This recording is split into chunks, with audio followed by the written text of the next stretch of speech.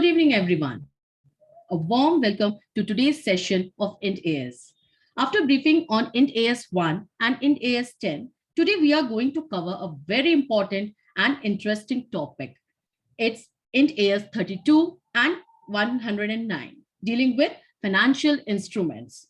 To deal with this vital part of the balance sheet, we here have our guest, CA Jyoti Agarwal. CA Jyoti Agarwal is a partner in UCC and Associates LLP and have certifications in CIFRS and DFAFD from ICAI. Her key professional experience is in implementation of INT AS and IFRS in organizations in various listed companies, PSUs, and private sectors organizations. Her support in preparations of detailed chart of accounts, finance, audits, and other associated manuals for day-to-day functionings to reporting by financial departments is her key area. So handing over the space to her, let's learn a lot from this session from her. Thank you so much, Poonam ma'am, for such a wonderful profile. I want to say thanks to the team CASA for providing me opportunity to speak on the topic INT AS 109 and 32. I also welcome all the participants in the today's session. So let's start the session.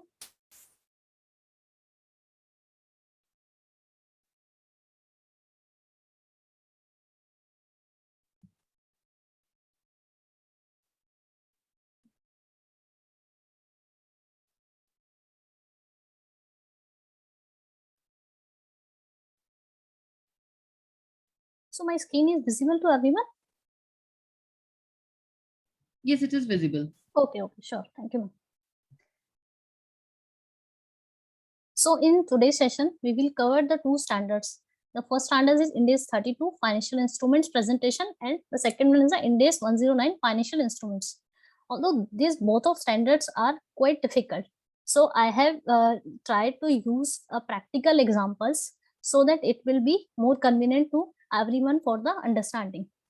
So first we will cover the INT AS 32 financial instrument presentation, and after that we will cover the INT AS 109 financial instruments. So as the name suggests, INT AS 32 financial instrument presentation. So this standards basically talks about what is the financial assets, what is financial liability, what is equity instrument. So financial instruments क्या है, कौन सी चीजों को हम financial instruments कहेंगे. तो this standards talks about all about these things.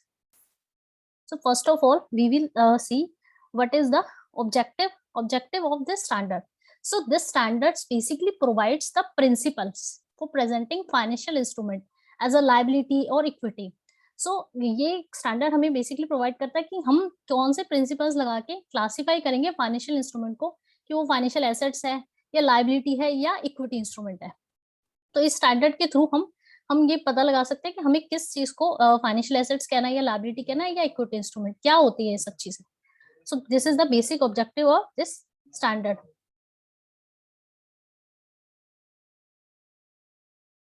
So now the first definition under this standard is the financial instrument. So what is financial instrument? So standard says कि any contracts that gives rise to the both a financial asset of one entity and the financial liability and equity instrument to the another entity. So अगर कोई भी contract है जो एक person के लिए, एक एंटिटी के लिए फाइनेंशियल एसेट्स एंड दूसरी एंटिटी के लिए आइदर लायबिलिटी है और equity instrument, then we can say that these are the financial instrument. So first of all, we will understand what is financial assets and liability or equity instrument. After that, it will be more clarified. So this is the definition of the financial assets. तो क्या होते हैं financial assets? तो standard says कि N assets या तो वो cash हो, that is cash and equity instrument of the another entity and the contractual right to receive cash or another financial assets or exchange financial assets or financial liability under the potentially favorable conditions. So we will understand one by one because this definition is very important. अब कोई भी standard financial instrument के पूरे standard में हमें के definition का role हर जगह ही होगा. अगर हमारे को ये डेफिनेशन क्लियर है देन वी कैन आगे हमारे को सारे टॉपिक्स क्लियर होंगे. तो सबसे पहले हमारे को जरूरी है कि financial assets, liability, equity instrument की definition portion must be clear.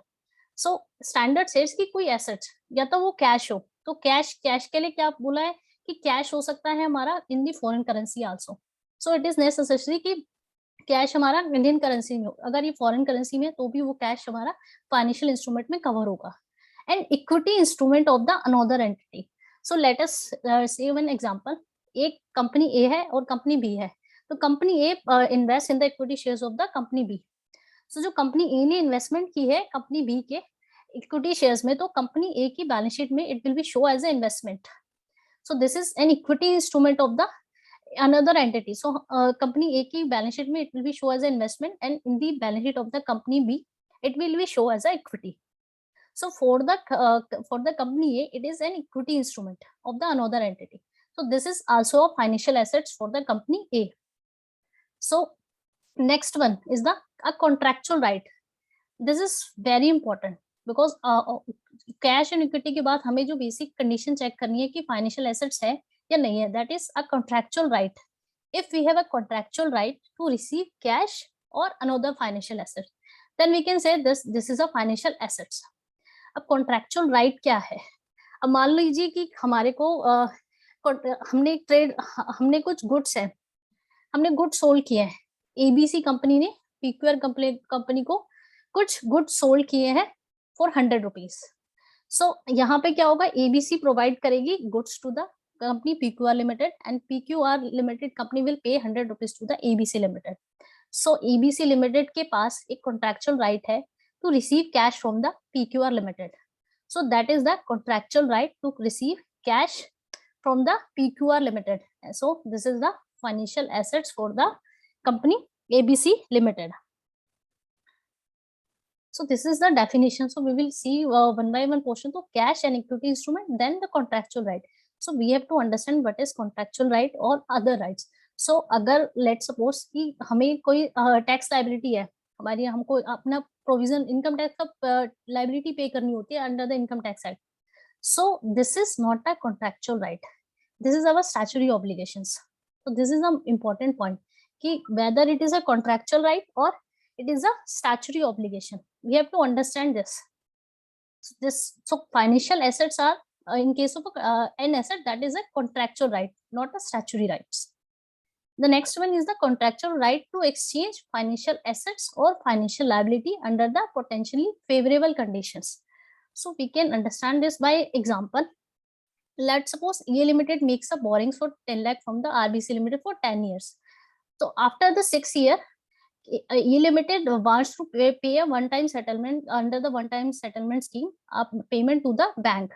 So bank provides some discount of one-time settlement benefit to the A Limited. So in this case, we are exchanging our financial liability, and this case we have this is a condition which is potentially favorable for the A Limited. So in this case, we are exchanging a financial liability under the potential favorable condition. So this is also our financial assets for the company. So this is the definition portion of the financial assets. Any cash, equity instrument. Then this third one is the very important, a contractual right to receive cash or another financial assets. Then the exchange of the financial assets or liability under the favorable conditions. So we have some examples for the understanding the definition in the more detail. So first exercise is the A Limited made investment in the shares of the B Limited. So anyone tell whether this is a financial assets or not? Anyone? Just type in the chat box.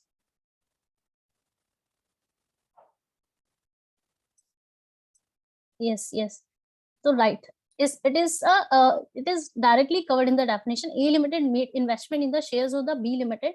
So this is the financial assets for the A Limited, because this is covered in the financial asset definition. We have to check each and every point, like a cash and equity instrument of the another entity. So it is covered under the equity instrument of the another entity. The next is the advance given for purchase of goods. So A Limited ने कोई advance दिया है good purchase करने के लिए, तो क्या वो उसके लिए फाइनेंशियल एसेट्स है या नहीं है? कोई बताएगा चैट में?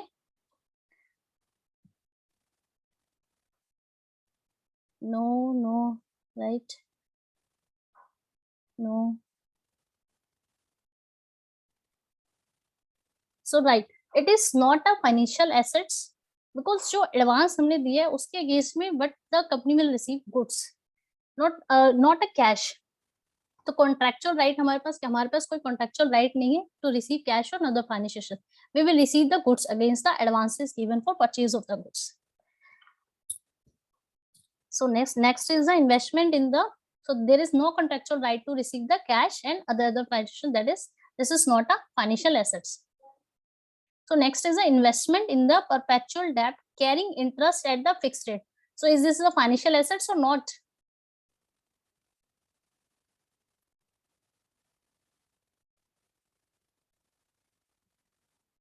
So everyone says yes, yes, yes, yes, yes. So Prabir Singh says no. This is a financial assets. We have invest in the perpetual debt carrying a interest at a fixed rate. So we have a right, contractual right to receive the interest at the fixed rate. तो हमारे पास जो right है, instrument contain the contractual right to receive interest at a stated rate. So this is the financial assets for the company. Next is the prepaid expenses. So in case of the prepaid expenses, what is happened कि हम expenses पहले पे कर देते हैं, तो इस जिस केसेस में हमें कोई राइट नहीं है, कॉन्ट्रेक्चुअल राइट, ना कैश है, ना ये इन्वेस्टमेंट इधर इक्विटी इंस्ट्रूमेंट है, ना हमारे पास कोई कॉन्ट्रेक्चुअल राइट है टू रिसीव द कैश और अदर फाइनेंशियल एसेट्स. तो this is also not a financial assets. Deferred tax assets.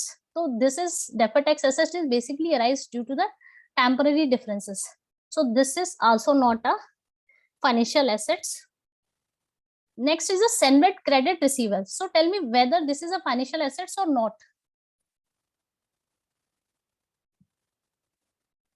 No.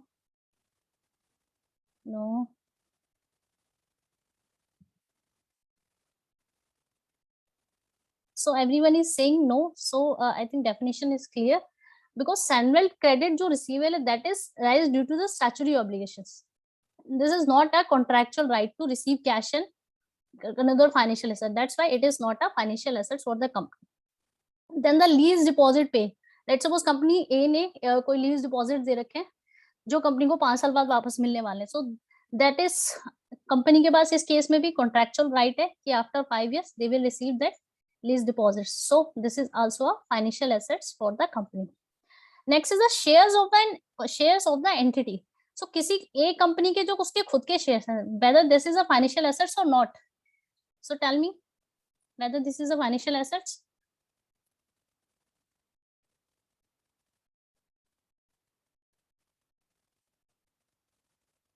No. So everyone is saying no. So it's right, because जो company के खुद के share हो, that are the equity shares for the company.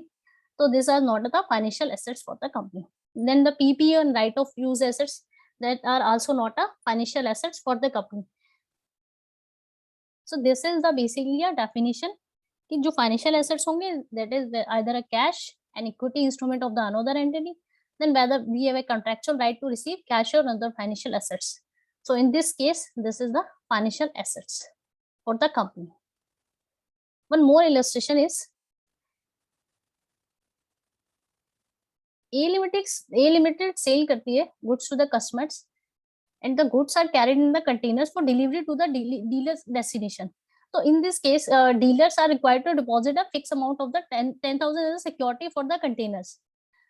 However, there is a condition कि if containers are returned to the dealers in the broken condition or damaged condition, then the appropriate adjustment shall be made in the deposits.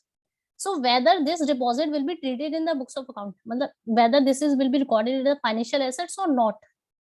कि company एक जो अगर security deposit जरूर दे रखा है, but अगर कुछ कंटेनर्स हमारे ब्रोकन होते हैं तो सिक्योरिटी डिपॉजिट में से कुछ अमाउंट डिडक्ट कर दिया जाएगा and remaining will be refund to the company.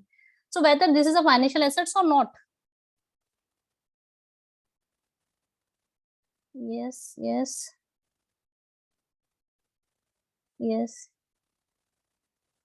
yes.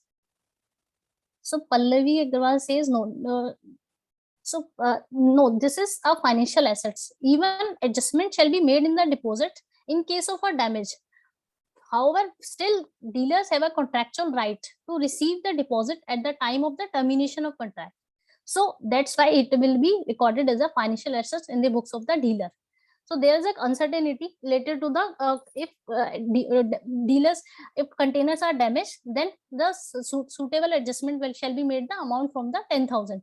However, still the dealer के पास हमारे पास right है कि हम जो 10,000 है या 9,000 जो भी हमारे adjustments के पास amount होगा, that will be received to the dealers. So this will be covered under the definition of the financial assets, and it will be recorded as a financial assets in the books of the dealers. So this is basically a definition portion of the financial assets. Anyone have any doubts in relation to the definition of the financial assets? They can ask. After that, we will move to the definition to the financial liability.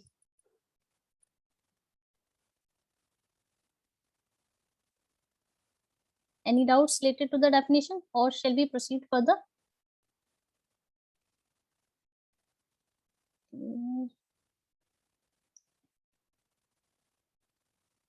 Okay. So now we will move to the definition to the financial liability.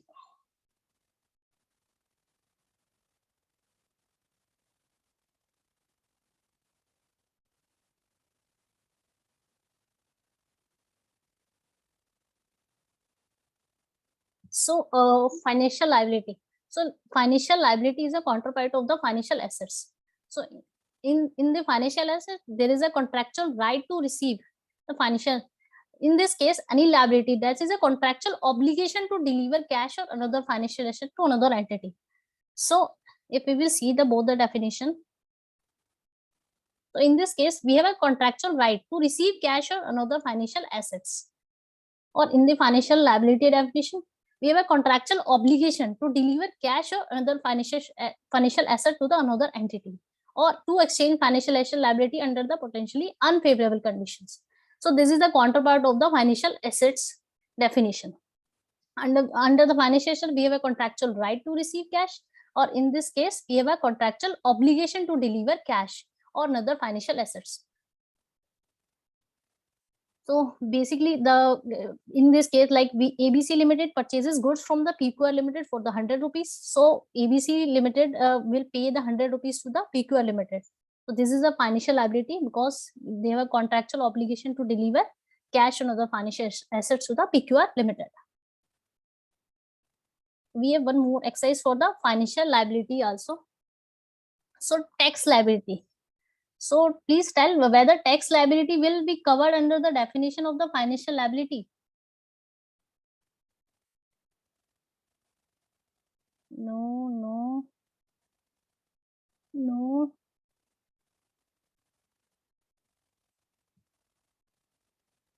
No.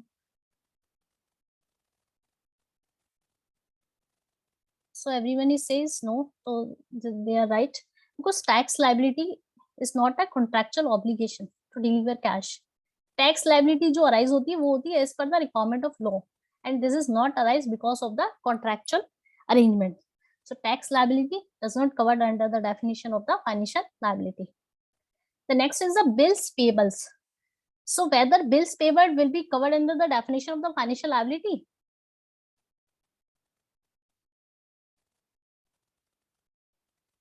So everyone is saying yes, yes, yes.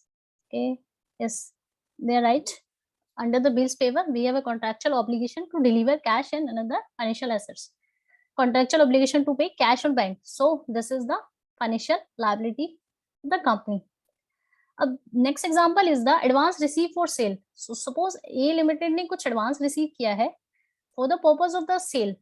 So whether the advance received will be covered under the definition of the financial liability or not.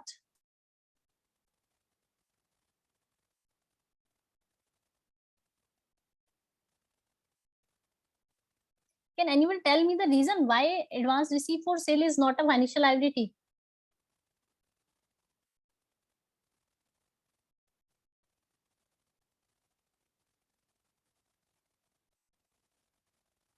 No. Yeah, Prabir Singh is right. Not a contractually. Basically, in this case, we will deliver the goods. We will not deliver the cash. In this case, we will deliver the goods. सो जो advance हमारी books में stand कर रहा होगा, in this advance adjust होगा, and for the advance we will provide the services और goods. So this is not a financial liability. Then the trade paper, this is basically a financial liability. Then the liability for the damage under the lawsuit. So अगर कोई हमारी liability arise होती है because of damage etc. तो whether this will be the financial liability or not.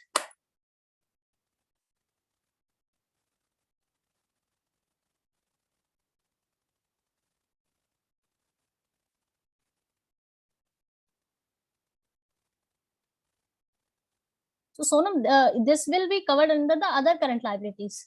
This will not the financial liability, then it will cover other current liabilities.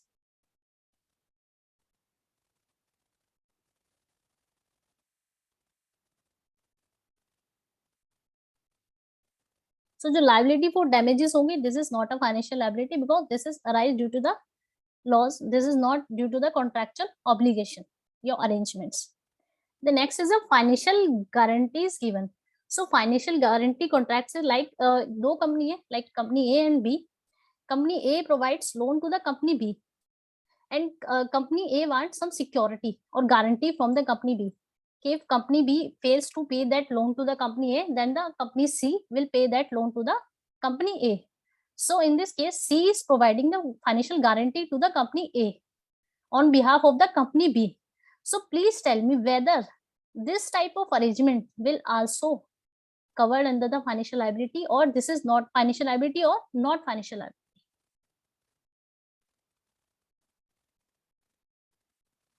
Yes, yes. So everyone is saying yes, and they are right. Because the entity has a contractual right to pay if the original, like if the company B fails to pay the amount, then company C will pay that amount to the company A. So this is also a financial liability. It is not if it is not necessary that the entity should have an unconditional obligation to pay, contractual obligation to pay, which are contingent, because there is a contingency. If B will fail to pay that amount, then only C will pay the amount to the company A. Otherwise, there is no obligation for the payment on the company C. Mandatory redeemable preference shares. So whether this will be covered under the definition of the financial liability or not. These are the preference shares which will be mandatory redeemable. Yes, yes, yes, yes. So everyone is clear. So definition portion, yes, contractual obligation to pay cash. So up now we will understand the financial instrument. Now we have covered the two definitions, financial assets and financial liability. So financial instrument है any contract that give rise to the financial assets of one entity and the financial liability or equity instrument of the another entity. So one more thing, one also covered the equity instrument first, then we will understand. So equity instruments are basically the residual interest in the net assets. Equity shares हो गए, then the preference share, if not redeemable, if these are the convertible in the equity shares. So these are the three definitions which we have covered: financial assets, cash, equity instruments, or the contractual right to receive cash or another financial assets. Then we have covered the definition financial liability, contractual right to deliver cash or another financial assets.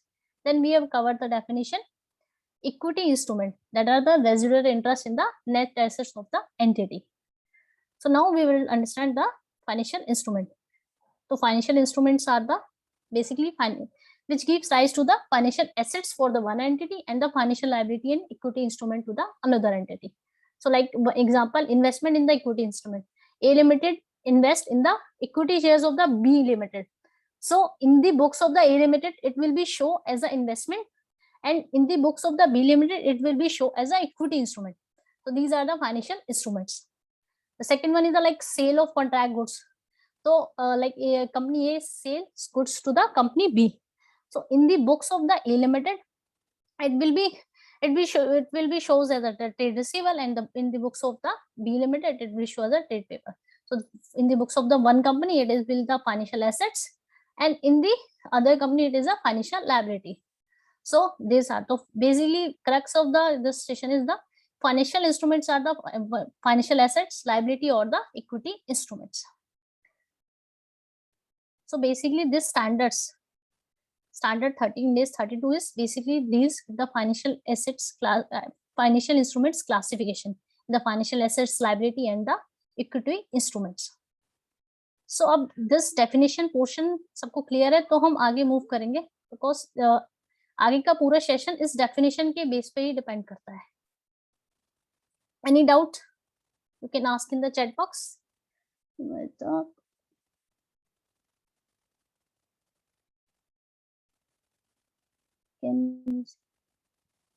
Yes, 1 minute.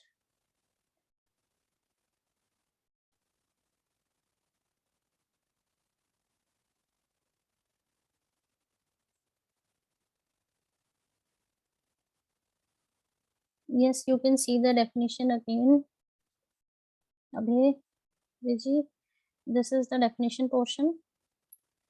Financial liability. Yes, lease liability is a financial liability. Container example again. Sumichi, container example, which container example?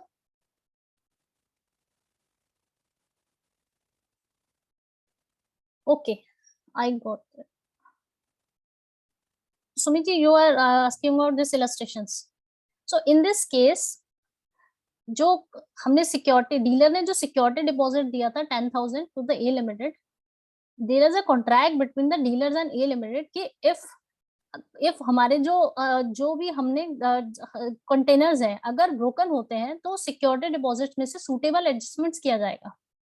So this example is basically deals कि अगर कोई suitable adjustment etcetera भी किया जाता है, this is the contractual, but फिर भी जो हमारा डिपॉजिट्स है this is a financial assets, because after the adjustments of the appropriate adjustment जो remaining amount होगा, we have a contractual right to receive that deposits. So that's why this is the financial assets.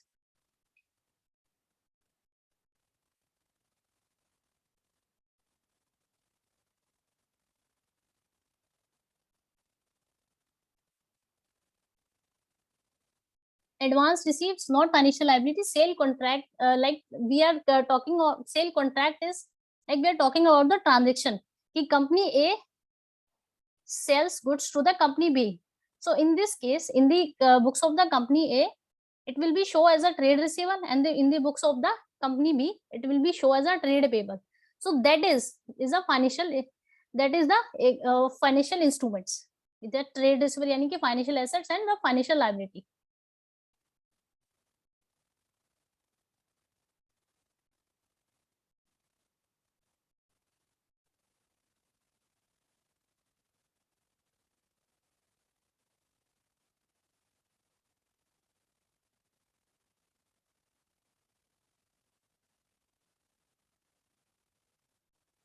So financial guarantee contract, जो financial guarantee contract है, this is a financial liability, but it will B not, ये अभी record नहीं होगी, ये तब record होगी जब party B will face to pay that amount to the company A, then that financial liability will be recorded.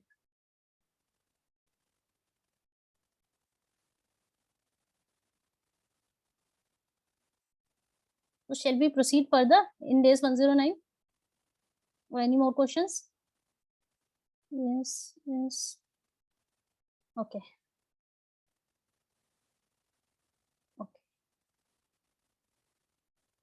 So now we will move towards the days 109.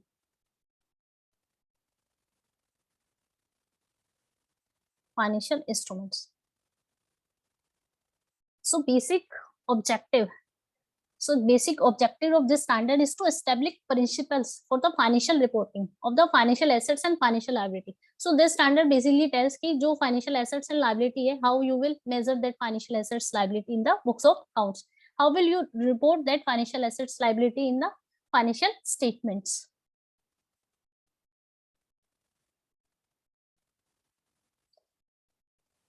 So this is the measurement of the financial assets. So at the time of the initial recognition, जो first time आप उसको books में record करोगे, then you have to record that financial assets at a fair value.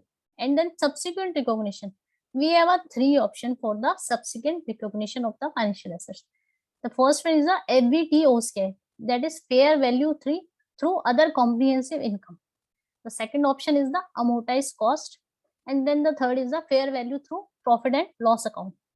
So at the time of the initial recognition, fair value. So fair value क्या होता है? Let's suppose आपके पास एक deposit है जो आपको 5 साल बाद पे करना है 10,000 का. सो अगर आपके बुक्स में वो है पर आपको 5 साल बाद पे करना है 10,000 रुपए, तो अगर हम उसकी आज वैल्यू देखेंगे मार्केट में तो उसकी वो वैल्यू 10,000 नहीं होगी. अगर हम कहते हैं कोई चीज हमें 5 साल बाद हमें 10,000 देने, तो उसकी वैल्यू आज तो 10,000 से कम होगी. तो अगर हम उसकी प्रेजेंट वैल्यू निकालते हैं, हम देखते हैं तो वो जो वैल्यू आती है, लेट्स सपोज हो सकता है 25,000 30,000 जो भी उसकी वैल्यू आती है, that is the fair value of that assets. So जो 10,000 रुपए 5 साल बाद है उसकी आज वैल्यू कुछ कम होगी, डिफरेंट होगी उससे. जो 10,000 है उसकी बुक्स जो फेयर वैल्यू होगी वो 10,000 नहीं होगी, वो डिफरेंट होगी. तो that is the fair value. Then subsequent recognition में हमारे पास ऑप्शन है कि जो फेयर वैल्यू के चेंजेस होंगे, we can go through the OCI through profit and loss account, and we can also go for the amortised cost. अब ये चूज कैसे करेंगे कि whether we have to go to the OCI, amortized cost और the profit and loss account.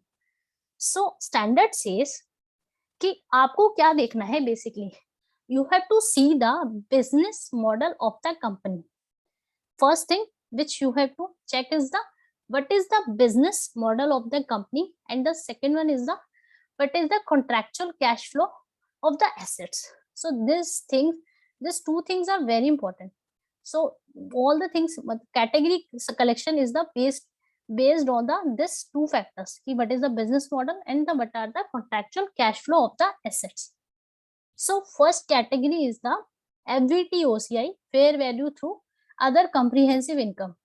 तो standard says कि जो financial assets held करते हैं with in a business model, जिसका ऑब्जेक्टिव है हमारा कि हम कलेक्ट करेंगे कॉन्ट्रेक्चुअल कैश फ्लो और उनको एसेट्स को सेल भी कर सकते हैं. और जो उसके contractual terms of financial assets होंगे वो हमें एक स्पेसिफाइड डेट पे कैश फ्लो देंगे, that are the solely for the principal and the interest on the principal amount outstanding. तो in that case we will measure that financial asset at a fair value through OCI. So अब इसमें देखेंगे कि हम जो business model है, अब इसमें जैसे हम एग्जांपल लेते हैं इन्वेस्टमेंट इन द बॉन्ड्स. तो इस केस में हमने कहा कि हमारी कंपनी का जो बिजनेस मॉडल है, हम बॉन्ड्स को होल्ड करके रखते हैं और जब एक टाइम आता है, एक लिमिट आती है, तब हम जरूरत पड़ती है उसको सेल कर देते हैं. तो ये हमारा कंपनी का बिजनेस मॉडल है कि हम तो होल्ड करके रखेंगे कॉन्ट्रेक्चुअल कैश फ्लो के लिए और उसको सेल कर देंगे.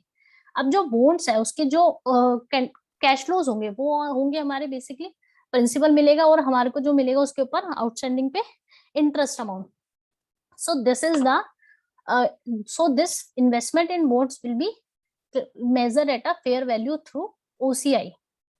सो जो बिजनेस मॉडल होगा ना वो कंपनी अपना टोटल लेवल पे देखेगी कि भाई हम कंपनी का बिजनेस मॉडल क्या है. कंपनी का बिजनेस मॉडल डिफरेंट भी हो सकता है कि हम उसको होल्ड करके रखें और हम उसको सेल नहीं करना चाहते, हम उसको लॉन्ग टर्म के लिए होल्ड करके रखते हैं. तो जो भी हमारा बिजनेस मॉडल होगा उसके बेसिस पे हमारा मेजरमेंट क्राइटेरिया डिपेंड करेगा.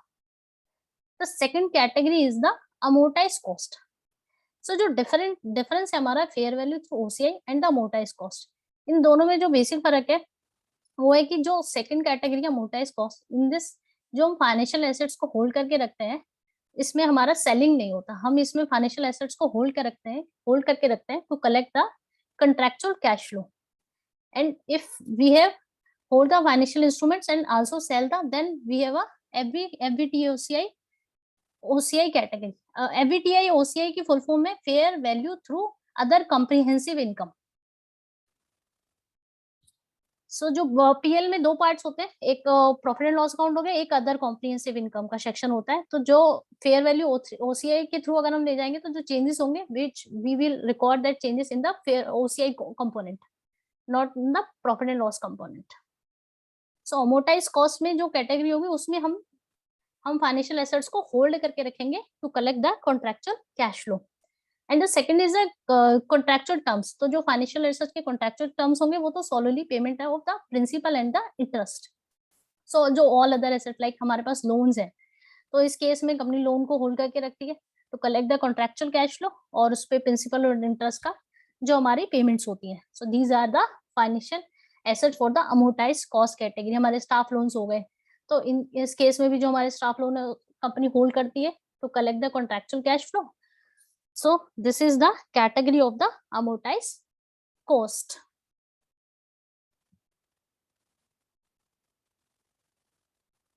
So Amish Saini is writing voice echo. So please tell others also ki is there is any voice echo problem or it's clear?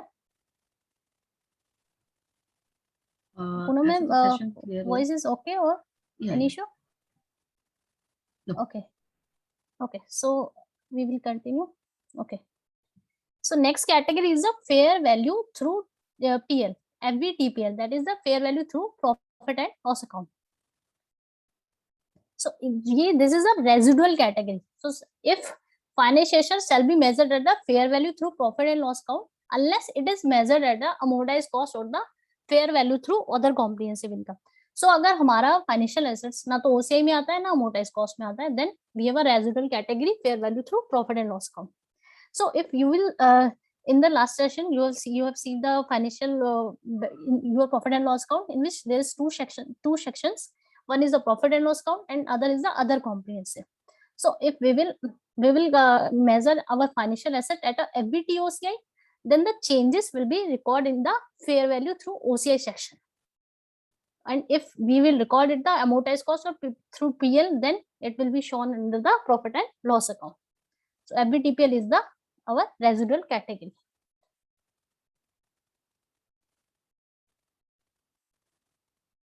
So investment in the equity instrument. So standard says ki Ind AS 109 says that all the investment in the equity instrument to be measured at the fair value through profit and loss account. So जो we have discussed in the financial instrument definition, cash or equity instrument or investment in the equity instrument of the another entity. So let's suppose A Limited makes investment in the B Limited. So जो A Limited की books में investments आएंगी, A Limited उसके पास A Limited के पास option है. Standard says कि it should be recorded at the fair value through profit and loss account. However, standards also provide an option कि at initial recognition, entity can make a irrevocable election. This is election is a irrevocable. So अब अगर हमने one select कर लिया तो हमें उसके changes हमेशा fair value through OCI के according ही mention करने होंगे. So हमारे पास एक option है कि हमारी जो investment equity instrument है उनको हम OCI पे भी कर सकते हैं अगर वो हमारी ट्रेडिंग के पर्पज से नहीं होती तो. however this election is irrevocable and can be made on the instrument. मतलब अगर हमारे पास 3, 4, 5 इन्वेस्टमेंट्स है तो हम हर इन्वेस्टमेंट के लिए डिफरेंट ऑप्शन भी चूज कर सकते हैं. So for the purpose of the investment in equity instrument, we have an option. First, we can go for a fair value through profit and loss account, or we can also choose the other comprehensive section option. So let's understand this section by some examples. So in this trade receiver, so in this example, H Limited makes sale of goods to the customers on the credit. The customers are entitled to earn the cash discounts at 5% if payments is made before 60 days, and an interest of 12% per annum is charged for any payments made after 60 days. Company की कोई policy नहीं है selling off his debtors and hold them to collect the contractual cash flow. So first of all जो अभी तक हमने understand किया तो सबसे पहले तो हमें ये देखना है कि whether this a financial assets और not. So in this case जो एच लिमिटेड ने सेल किया है कस्टमर्स को, तो एच लिमिटेड के पास एक कॉन्ट्रेक्चुअल राइट है to receive cash from his customer. So this trade receivable are the financial assets for the H limited. So if this is a financial assets, then we will go for that measurements purpose. Otherwise, this criteria will not fall. So first, this is a financial assets. Then we will move further. Now we have to understand ki whether this trade receivables will be measured at amortized cost, OCI, or through PL. So in the illustration, it is mentioned कि company does not have a policy of selling its debtor, and it's hold to collect the contractual cash flow. So please tell if we have a policy to hold to collect, then we will measure that trade receivable at which OCI, amortized cost, or through PL. So please tell in the chat box. amortized cost which कह रहे हैं amortized cost Rishabh ji amortized cost amortized cost amortized cost okay so right so as we have discussed in this slide if we will held the financial asset to collect the contractual cash flow so in this case we will record that at a amortized cost so in this example H limited का जो business model है वो है collect करना as a objective to hold trade receivable to collect contractual cash flow till the maturity of period so in this case trade receivable shall be classified at a amortized cost. Now we will move to the next example. Security deposits. So A Limited ने एक premises obtain किया है B Limited से on lease. जो lease का contract period है that is the 5 years. So as per the lease agreement, A Limited has to pay the security deposit to B Limited of the 10 lakh, which is refundable after the expiry of the lease agreement. So how should such deposit will be treated in the books of E Limited? So first thing which we will check whether these are financial assets or not. So in this case, A Limited के पास एक contractual right है because after the 5 years, this 10 lakh is a refundable to the A Limited. So A Limited has a contractual right to receive cash flow from its lessors after the 5 years and therefore such receivables are the financial assets for the A Limited. So now we have to check ki whether this will be classified at a amortized cost through OCI or through PL. So we have to check कि company का business model क्या है. तो यहाँ पे जो company ने obtain किया है एसेट्स तो हमने ये कंपनी जो डिपॉजिट दे रखा है वो कंपनी होल्ड करके रखेगी और receivable till the end of the maturity period so such deposit shall be classified at a amortised cost.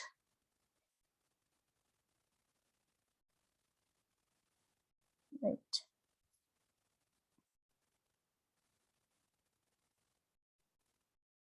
So next example is related to the government bonds.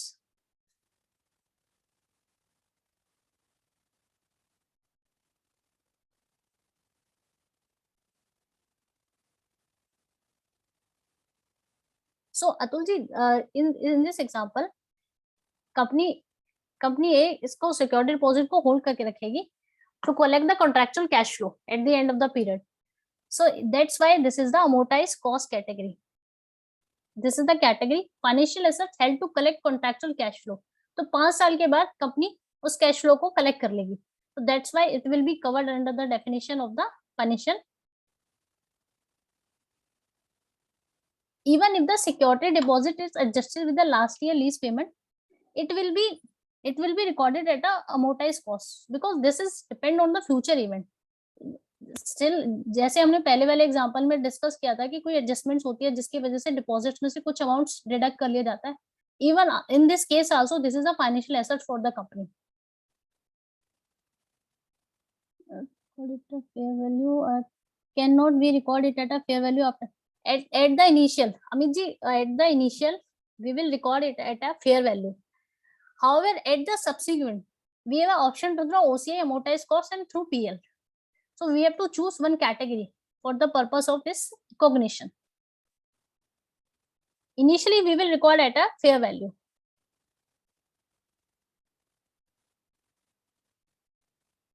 Yes, Amit ji, this OCI or amortized cost or through fair value, this is also fair value.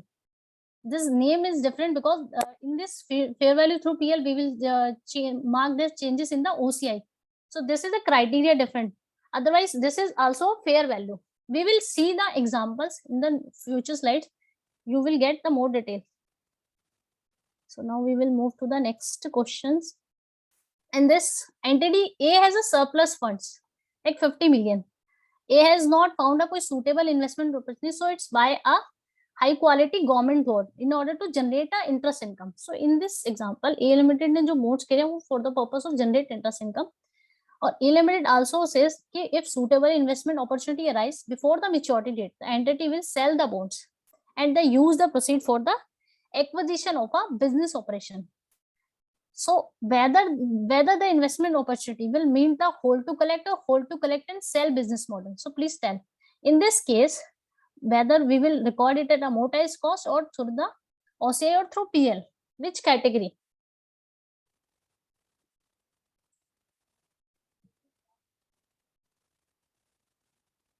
Rupees G says OCI, OCI, OCI. Yes, right, OCI, OCI. Yes. So as we have discussed in the previous slides, we will hold the assets and sell the assets. So this is the category of the fair value through OCI.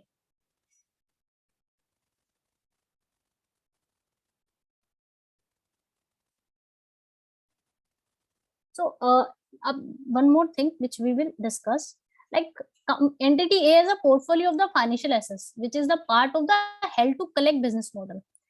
Due to change in the legal requirement, entity has sell some assets and has to significantly rebalance its portfolio.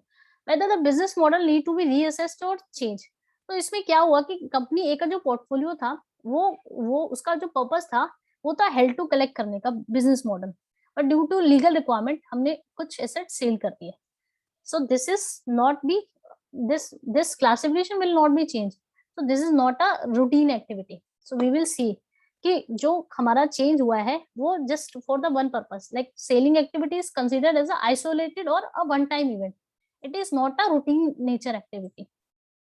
So A has to routinely sell financial asset. अगर A ने routinely sell करना शुरू कर दिया financial asset, then we will change the classification of the financial assets.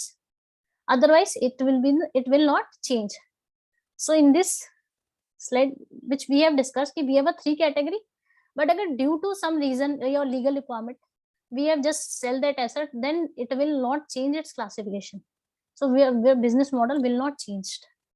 But if company regularly start routinely activity company की change हो जाती है और business model change हो जाता है, then we will reclassify its assets. So these are the financial instrument measurement. So any doubt? Then we will move further because this section is further slides are linked with these slides. So are you clear in these 3 categories? Or any doubt? Please write in the chat box. That is cost clear. Okay.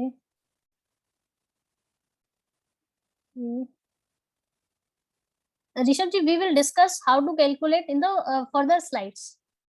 How to calculate the compute the fair values. We have examples in detailed with the accounting entries.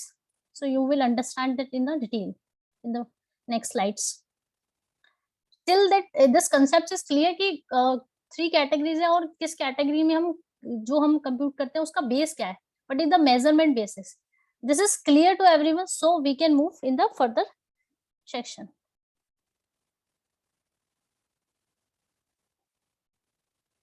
I think we can move. Okay.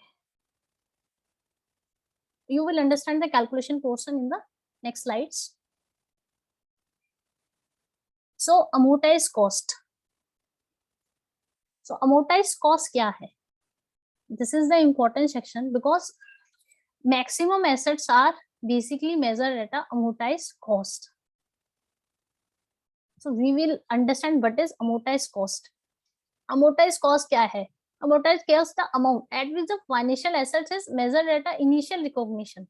But we have discussed कि जो financial assets होगा that will be initially measured at a fair value. Okay, and then subsequent we have a 3 options: amortized cost, FVT OCI and the FVTPL. So जो fair value हुई like 10,000 की हमने fair value calculate की, that is the 25,000. And तो amortise cost हमारी क्या होगी, वो जो 25,000 है उसके बाद उसमें से कोई जो इनिशियल पेमेंट्स माइनस होगी प्लस माइनस है कोई जो हम इफेक्टिव इंटरेस्ट रेट से जो हमने इनकम उस पर रिकॉर्ड की और जो एडजस्ट करके जो फिगर आएगी that is the amortize cost for the company. So this is the amortize cost. मान लो हमने 10,000 की कोई हमें अमाउंट फ्यूचर में पे करना था, उसकी हमने प्रेजेंट वैल्यू निकाली, वो 25,000 आई, उसमें से कुछ प्री पेमेंट्स वगैरह माइनस होती गई, कुछ इंटरेस्ट ऐड होता हो गया, तो जो कॉस्ट हमारी ईयर बाय ईयर आ रही है that is the amortize cost. So we will discuss it in the next slides. कि how we will compute that amortized cost. So first we will understand what is the effective interest rate method. So standard says कि जो भी interest हम record करेंगे जो हम वो हम करेंगे as per the effective interest rate method. अब इफेक्टिव रेट इंटरेस्ट मेथड और सिंपल इंटरेस्ट रेट मेथड ये दोनों क्या होते हैं? अब मान लीजिए हमारा कोई इंटरेस्ट, हमारा हमने एक लोन लिया, उस 10% पे एक इंटरेस्ट जो चार्ज हो रहा है उस पे as per the loan agreement हमें 10% इंटरेस्ट चार्ज करना है. तो जो 10% जो लोन का इंटरेस्ट रेट है दैट इज द सिंपल जो हमारा इंटरेस्ट रेट है as per the loan agreement. अब इफेक्टिव इंटरेस्ट रेट क्या है? So standard says कि entity identifies the fees that are the integral part of the effective rate of the financial instrument. So जो fees होंगी that are the integral part of it should be treated as an adjustment to the effective rate interest method. So जो loan होता है, जब हम loan pass कराते हैं तो उसमें एक लोन प्रोसेसिंग फीस एट सकता है जो चार्ज होती है. तो क्या होता था आई गैप में हम लोग क्या करते थे, जो प्रोसेसिंग फीस होती थी ना उस फीस को उसी टाइम पे इनकम रिकॉर्ड कर देते थे. अब इंडेस ने क्या कहा कि जो भी फीस है जो आर द इंटीग्रल पार्ट होती है effective rate of interest, integral part of the, तो उसको हमें एडजस्ट करनी है फाइनेंशियल इंस्ट्रूमेंट में. तो अब क्या होगा कि जो 10% था ना इंटरेस्ट रेट ऑफ इंटरेस्ट जो एज पर द एग्रीमेंट था, और जो हमारा इफेक्टिव रेट ऑफ इंटरेस्ट आएगा वो आएगा after the adjustments of the processing fees. तो जो हमारा प्रोसेसिंग फीस को एडजस्ट करके आएगा that rate will be higher than the simple interest rate. Like अगर if we were charging 10% as per the normal agreement, so जो हमारा effective rate of interest आएगा that will be more as per the 11 or 12. So such fees are adjusted in the effective interest. Now we will discuss it by an example.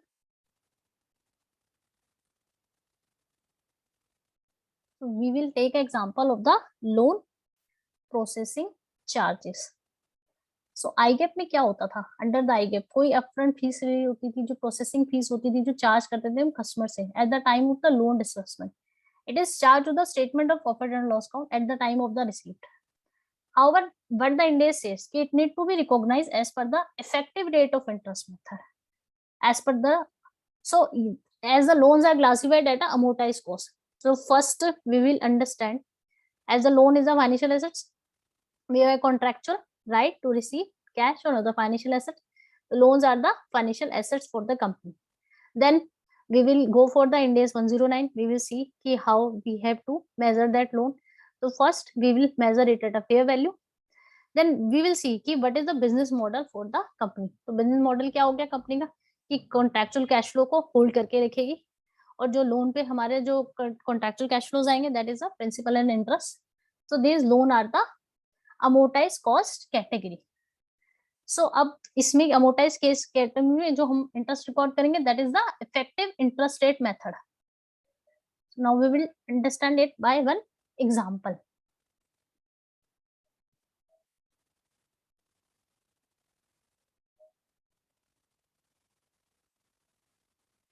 So this example is in this example ABC Limited Bank give loan to its customer Target Limited that carry fixed interest rate at a 10% per annum for a 5 years and 12% per annum for a 3 year. तो दो हमारे loan हो गए हमारे, एक 12% पे एक 10% पे. Additionally, bank charges processing fees 1% of the principal amount. So as in every case bank must charge some processing fees for the loan. Target Limited borrowed loan as follows: 10 lakh for the 5 years and 8 lakh for the term of the 3 years.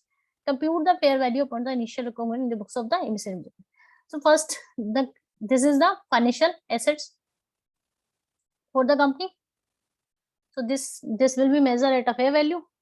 So in this case, loans from the ABC Limited carry interest at the rate of the 10% and 12% for the 5 years.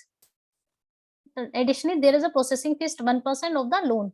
So it is assumed that the bank हमने ये charge के लिए कि जो bank rate charge कर रहा है that is the similar for the everyone. It is market comparable.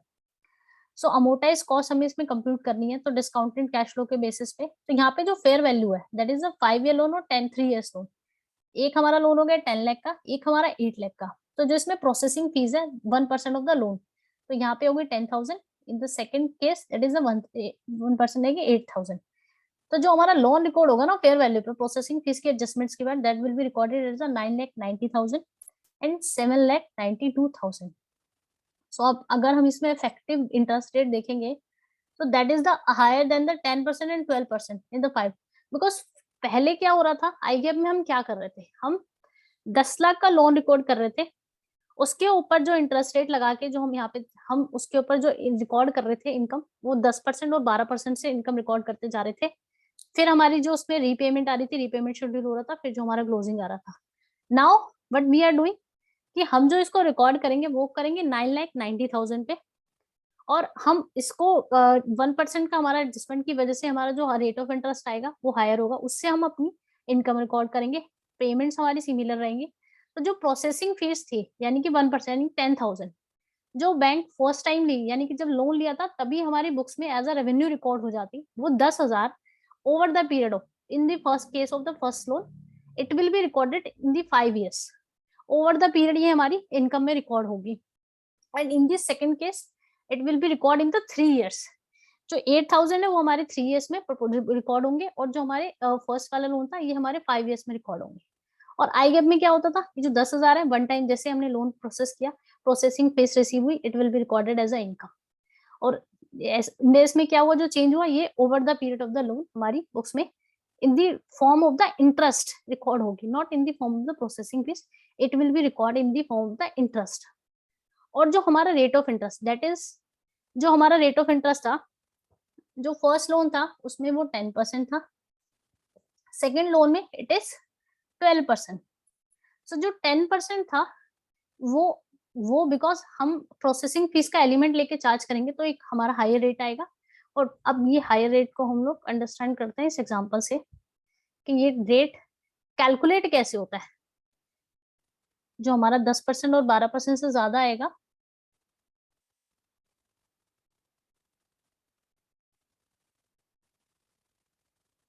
Lovely जी ये जो ये एडजस्टमेंट्स है basically these are the adjustment for the Ind AS purpose.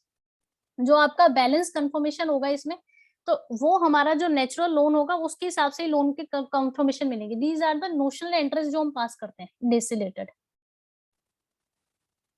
इस केस में हम जो होगा ये ओवर द पीरियड चार्ज करेंगे, वो वन टाइम ही हो जाती। तो आपका जो बैलेंस कंफर्मेशन है वो आपका बैंक को उसके हिसाब से मिलेगा जो आपका नॉर्मल बुक्स ऑफ अकाउंट्स में रिकॉर्ड चल रहा है।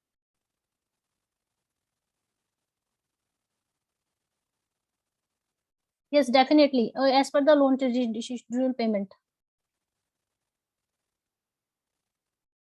Now we will see the next illustration in which we will understand कि as we were discussing in this example कि जो rate of interest है ना जो हम charge करेंगे that will be more than the 10% or 12%. So how this rate will be computed? So we will understand this in this example. So in this example, this is a similar example as the last illustration. ABC Limited that I'm borrowing from the RBC Bank for 10,000. जो interest rate है that is a 10%. जो loan processing fees है that is the 500 और जो loan repayable है that is after the 5 years. So 10,000 का loan है, हमारा 10% का rate of interest है और 500 is our processing charges. So now we will understand in this illustration how this 10% interest will be more or how effective interest rate will be calculated in this example. So in this example जो loan होगा वो हमारा initial measure होगा transaction price less processing fees, like जो loan है हमारा 10,000 का less का processing fees 500. तो आई गैप में हम क्या करते हैं कि जो 500 है ना वो सीधी की सीधी हमारी इनकम में रिकॉर्ड हो जाता एट द डे 1 ईयर 1 पे। इसमें क्या करना है हमें इंडेस में we have to record that 500 over the period of the loan.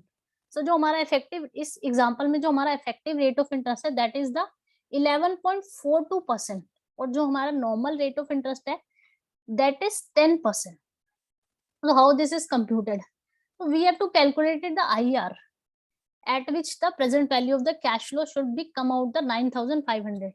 So 10% पे हमारी जो प्रेजेंट वैल्यू आ रही थी वो थी हमारे 10,000. अब हमें 9,500 के लिए प्रेजेंट वैल्यू कैलकुलेट करनी है और रेट ऑफ इंटरेस्ट कैलकुलेट करना है जिस रेट पे हमारे जो कैश फ्लोज होंगे वो हमारे 9,500 के बराबर आएंगे। तो हमने क्या किया, एक अप्रोक्स, ये मैंने आपको कैलकुलेशन के एंगल से बताया, अदरवाइज आजकल जो सॉफ्टवेयर जो एसएपी वगैरह में इसकी कैलकुलेशन ऑटो फीड हो जाती है। तो इसमें हम अगर इसको एग्जांपल से एक अंडरस्टैंडिंग के पर्पज से समझना चाहेंगे कि कहाँ से और कैसे रेट ऑफ इंटरेस्ट आता है। तो हमने देखा कि जब हम 10% पे करते हैं तो हमारा 10,000 का प्रेजेंट वैल्यू पे आता है, ठीक है। तो हमने कैलकुलेट किया, हमने 3% मोर लेके 13% के ऊपर अपनी पीवी कैलकुलेट करी। जब हमने अपनी प्रेजेंट वैल्यू 13% पे निकाली तो द जो प्रेजेंट वैल्यू आई वो आई हमारी 8945। हमने कैश फ्लोज वो लिए, रीपेमेंट शेड्यूल हमारा सेम रहेगा, सब कुछ सेम रहेगा, बट जो हमारा डिस्काउंटिंग का फैक्टर था that is 13% instead of the 10%। So when we calculated it at a 13%, तो हमारी जो प्रेजेंट वैल्यू आती है दैट इज 8945। सो हमने देखा कि जब हम रेट इंक्रीज करते हैं 3%, तो हमारी प्रेजेंट वैल्यू डिक्रीज करती है 1055। और हमें जो डिक्रीज करना है वो करना है हम, क्योंकि 500 रुपए का हमारा जो है प्रोसेसिंग फीस है, so we have to decrease it by the 500. So how much rate should be increase so that present value at come at a 9,500. तो हमने कैलकुलेशन करी कि हमने जब पीवी डिक्रीज की 1055, देन रेट इंक्रीज हुआ 3%। Then we have conclude कि अगर हम पीवी इंक्रीज डिक्रीज करते हैं one rupee, then rate should be increase by 3% divide by 1055. So in this example, we have to decrease by the 500. So we have multiplied by the 500. So rate increases the 1.42. तो this mean जो discount rate आएगा हमारा present value 9,500 के लिए 11.42। तो अगर हम जो कैश फ्लोज है हमारे, जो इसमें फर्स्ट ईयर एंड पे 1000, सेकेंड ईयर में 1000, थर्ड ईयर में 1000, फोर्थ ईयर में 1000 एंड द फिफ्थ ईयर 11,000, हम इसको 11.42 पे डिस्काउंट करेंगे, then it will be at the 9,500. So as we have discussed in this example, कि जो हमारा effective interest rate होगा ना, that is more than the actual interest rate. So जो effective interest rate आया हमारा वो आया इस example में 11.42, और जो हमारा simple rate of interest था that is the 10%. आगे आगे अब हमने ये देखा इसमें कि ओपनिंग बैलेंस, अब हम यहाँ क्या रिकॉर्ड करेंगे 9,500। अब हमारा इंटरेस्ट रेट क्या है यहाँ पे 11.42, जो हमने यहाँ पे निकाला है यहाँ पे मेथड से कि 11.42 से हमने इस पे इंटरेस्ट रिकॉर्ड किया 1085। हमारी रीपेमेंट क्या हुई ईयर एंड पे 1000, क्लोजिंग बैलेंस हुआ हमारा 9585। अब नेक्स्ट ईयर में ओपनिंग वही आ गया 9585। इंटरेस्ट हमारा 11.42 से रिकॉर्ड होगा year by year, repayment same रहेगा, क्लोजिंग होता जाएगा। फिफ्थ ईयर पे क्या होगा 9902 हमारा ओपनिंग हुआ, इंटरेस्ट चार्ज हुआ, then repayment 11,000, हमारा क्लोजिंग आ गया 0. So if you will see over the period of the loan, the situation will be constant. Similar हो जाएगी हमारी 5 साल में जो सिचुएशन, जो ये 500 है ना, जो यहाँ पे इंटरेस्ट चार्ज हुआ है एज पर द इंडेस, हमने यहाँ पे इंटरेस्ट जो चार्ज किया है वो हमारा होगा 500 more as comparative to the I GAAP. I GAAP में 10% year by year interest charge करते हैं, और 500 हम क्या करते हैं प्रोसेसिंग फीस चार्ज करते हैं। However, in days में what we will do कि we will charge interest at the 11.42 and we will not charge any processing fees in our financial statement.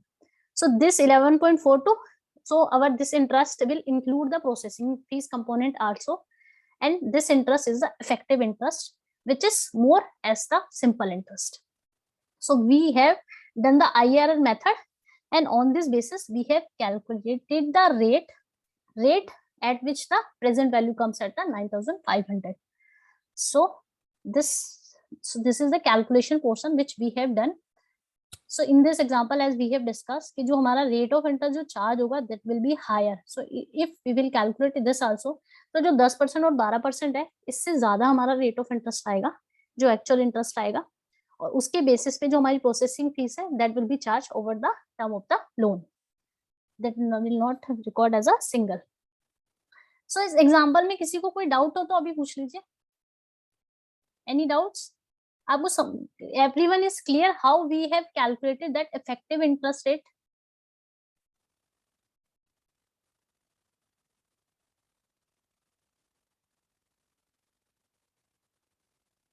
Shall we proceed further? Yes, Sumit ji says yes, Himanshu ji yes. Yes, okay. So we will proceed further.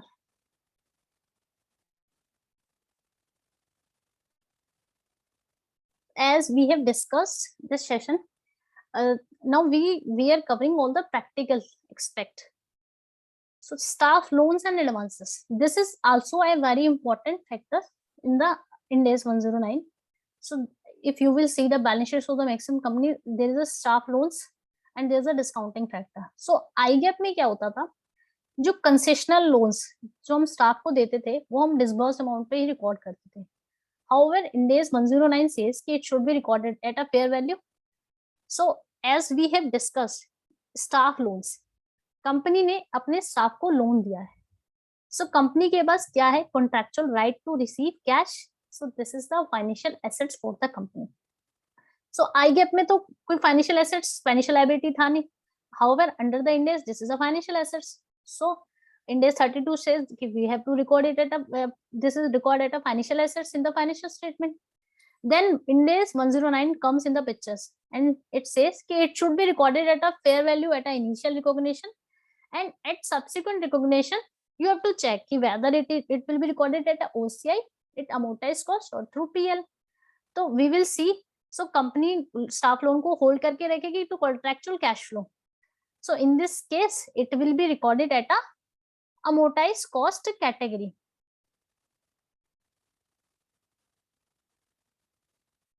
So amortized cost category. So now we will check how we will do its calculation portion, how we will record it in our books of accounts.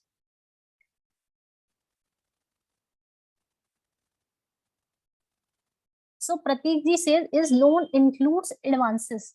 So like advances होते हैं, हमने कोई festival advance दिया, this advance first. तो one more thing is important in the standard कि अगर हमने कोई शॉर्ट टर्म एडवांसेस दिया फॉर 1 ईयर तो उसकी फेयर वैल्यू कैलकुलेट करने की जरूरत नहीं है, बिकॉज जो करंट होते हैं उसमें fair value is equal to the जो हमारी कैरिंग वैल्यू की. अगर हम 1 साल से ज्यादा का लोन देते हैं तो उस केस में हमें फेयर वैल्यू कैलकुलेट करने की जरूरत है. देन फेस्टिवल एडवांसेस वगैरह है जो हमने कुछ छोटे पीरियड के लिए दिए, 3 मंथ 6 मंथ, इस केसेस में कोई फेयर वैल्यू कैलकुलेट करने की जरूरत नहीं है. कोई एडवांसेस दिए हमने जिसके आगे इसमें सर्विस एक्सेट्रा देनी है तो वो हमारे फाइनेंशियल एसेट्स ही नहीं हुए, तो वो हमारे इसीलिए हमारे को फेयर वैल्यू का उसमें कंसेप्ट नहीं आएगा.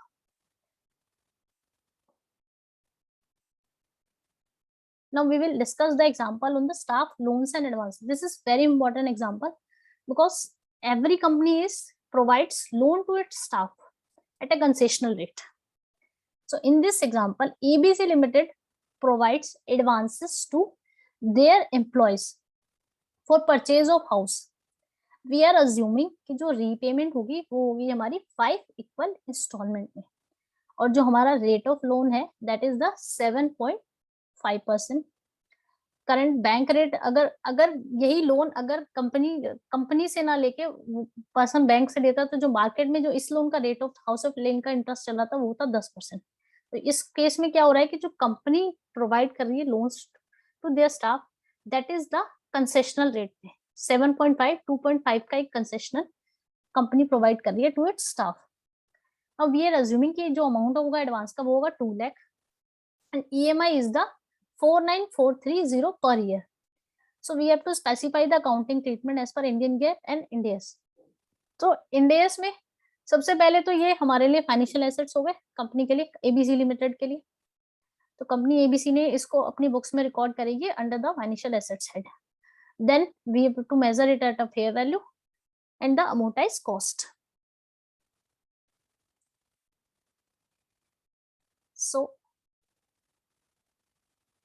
So now we will see the calculation portion. तो in this case Indian GAAP में क्या होता कि जो 2 लाख रुपए का आपने एडवांस दिया था एट द ईयर 0 वो आपकी बुक्स में एडवांस दिखाई देता कंपनी ABC की बुक्स में, और हम ईयर 1 पे क्या करते हैं उस पे इंटरेस्ट इनकम रिकॉर्ड करते हैं at the rate of the 7.5%.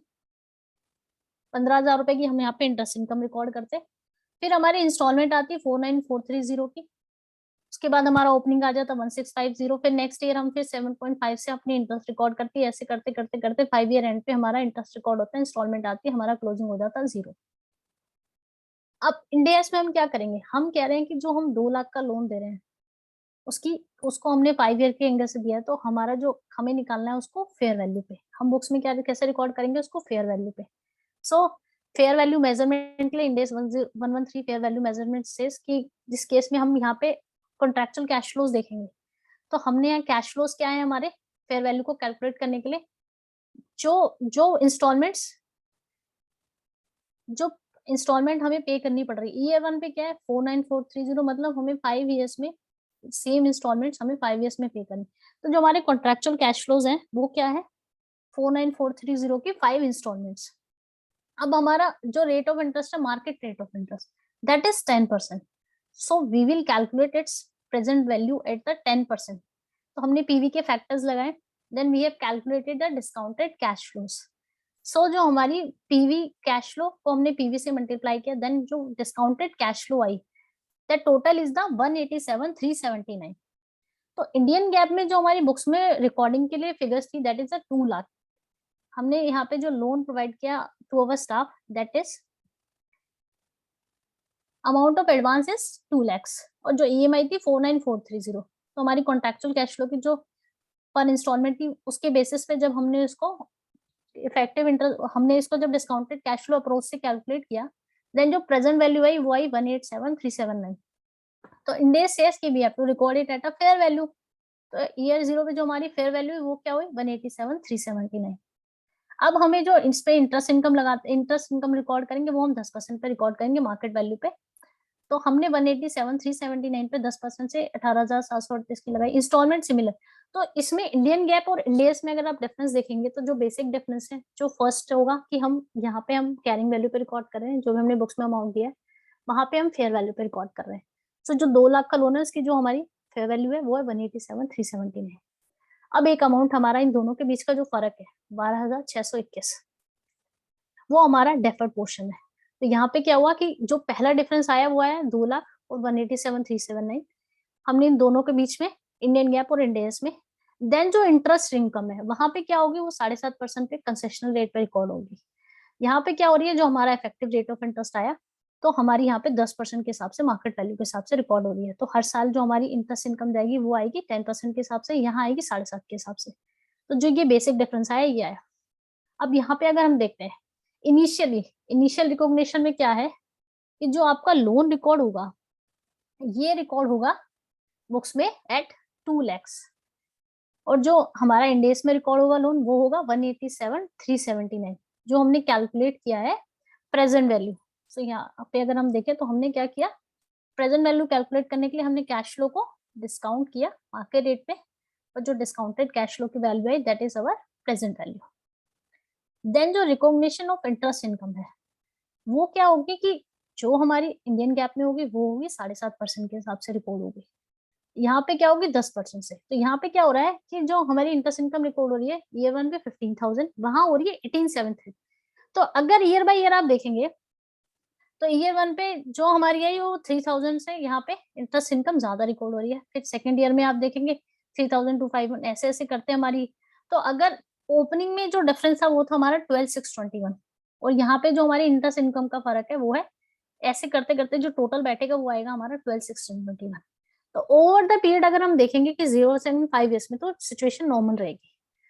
आपका ईयर बाय ईयर जो है इंटरेस्ट इनकम का गैप दिखेगा बट ओवर द पीरियड आपकी सिचुएशन नॉर्मल है।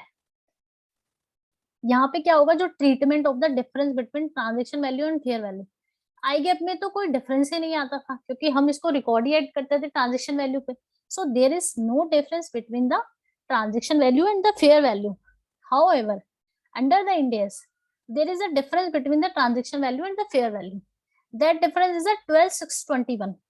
ये हमारा amortize होगा over the period of the loan. This should be recorded as an employee benefit expense because we are providing the loan at a concessional rate. So we are showing that we are providing benefit to the our employees. So this should be recorded at a employee benefit expenses, and over the period of the 5 years it will be nil. So if we will see the accounting entries, this portion will clear you the more. Indian gap first year में Indian GAAP में क्या हुआ staff loan दिया हमने, हमारे bank से amount deduct हुआ, we have transfer that amount to the staff. तो हम बुक्स में हमारे बुक्स में स्टाफ लोन से एडवांसेस खड़ा हो जाएगा 2 lakhs का, और हमारे बैंक में से 2 लाख डिफर्ड। इंडियस में क्या हुआ स्टाफ लोन खड़ा हुआ हमारा फाइनेंशियल एसेट्स में, बैंक से हमारा 2 लाख गया, तो दोनों में सिमिलर चीज है कि बैंक तो हमारा 2 लाख से ही क्रेडिट होगा। बट इंडेस में क्या हुआ कि हम इसको जो रिकॉर्ड करेंगे बुक्स में, वो रिकॉर्ड करेंगे एट अ फेयर वैल्यू। और इसकी जो फेयर वैल्यू हमने कैलकुलेट की थी वो आई थी यहाँ पे प्रेजेंट वैल्यू मेथड से कि 187,379।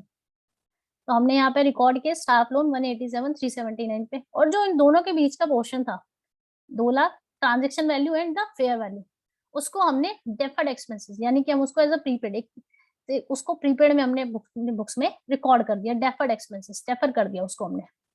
देन ईयर एंड पे अब हम क्या करेंगे, हमने नेक्स्ट ईयर एंड पे क्या किया, आई गैप में हम क्या करते हैं कि हम उस पे 10%, 7.5% के हिसाब से इंटरेस्ट इनकम रिकॉर्ड करते हैं। तो हम क्या करेंगे, एंट्री क्या डालेंगे, स्टाफ लोन्स टू इंटरेस्ट। यहाँ पे हमने 15,000 रिकॉर्ड किए, 7.5% के हिसाब से हमने 2 लाख के ऊपर इनकम रिकॉर्ड करी, और इनकम को हम अपने प्रॉफिट एंड लॉस अकाउंट में चार्ज कर देंगे। हम इंडेस में क्या करेंगे, हम 7.5% के हिसाब से इनकम ना चार्ज करके हम चार्ज करेंगे इंटरेस्ट 10% के हिसाब से। तो 10% के हिसाब से यहाँ पे जो इंटरेस्ट इनकम आई 18738 आई, और आई गैप में क्या आई थी 15,000। तो यहाँ पर हमने एंट्री क्या डाली, इंटरेस्ट मार्च में हमने एंट्री करी staff loans advances to interest income that is 18,738, और इंटरेस्ट इनकम को हमने प्रॉफिट एंड लॉस में चार्ज कर दिया। अब जो हमारा 12,000 था दैट इज डेफर्ड एक्सपेंसेस, उसको भी हम, क्योंकि हम कंसेशन रेट पे लोन दे रहे हैं अपने स्टाफ को, तो उसको हमने एक खर्चा हमने रिकॉर्ड किया। तो ओवर द पीरियड क्या होगा कि 12,621 5 ईयर्स में अमोर्टाइज होगा। तो ये हमारा 5 ईयर्स के एंड पे ये भी जीरो हो जाएगा। और eight the end of the 5 years in the books of IGAP and in the books of the Ind AS, situation will be normal. The staff loan will be carried at a 2 lakh. So if you will see this, we will charge the income at the 10%. So after the 5 years, the loan will be stand at the, or last installment we will receive at the 49430 in the Ind AS and the IGAP also. You will see this by this first year में जो हमारा change था, उसके बाद year by year अगर हम देखेंगे तो लास्ट में हमारा बैलेंस हो जाएगा 7.5% और 10% से मिला के। तो हमारा यहाँ पे चार्ज होकर जब हम closing fifth installment when we receive then the amount will be zero. तो at the end of the 5 year the position will be similar in both under the IGAP and the Ind AS. So this is the accounting entry portion. So any doubt in this example? Company is not charging interest, then what will be, Pratik ji, if company is not charging then in any interest, then we will also go for the same interest, same treatment. We will discount it at the market rate of interest.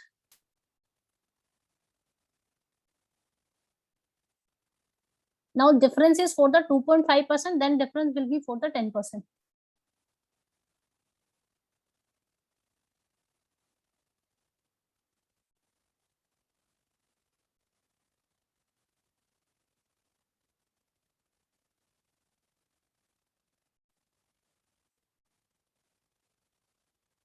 Any more question? Any doubts related to this example? Accounting interest clear. How market rate interest is decided? So, Rishabh ji, we have to check it for the company and company specific. Like, if some government organization provided under this any specific scheme, so likely we will go for the SBI rate of interest. Generally, for the companies, we will see the SBI rate of company which SBI provides loan rate and the company. However, some companies is providing under some different scheme, then we have to check the comparable for that company. हमें market में check करना पड़ेगा कि इस type के loans और कौन सी company provide करती है, तो उससे सिमिलर हमें देके उसके हिसाब से हमें मार्केट रेट कंप्यूट करना पड़ेगा।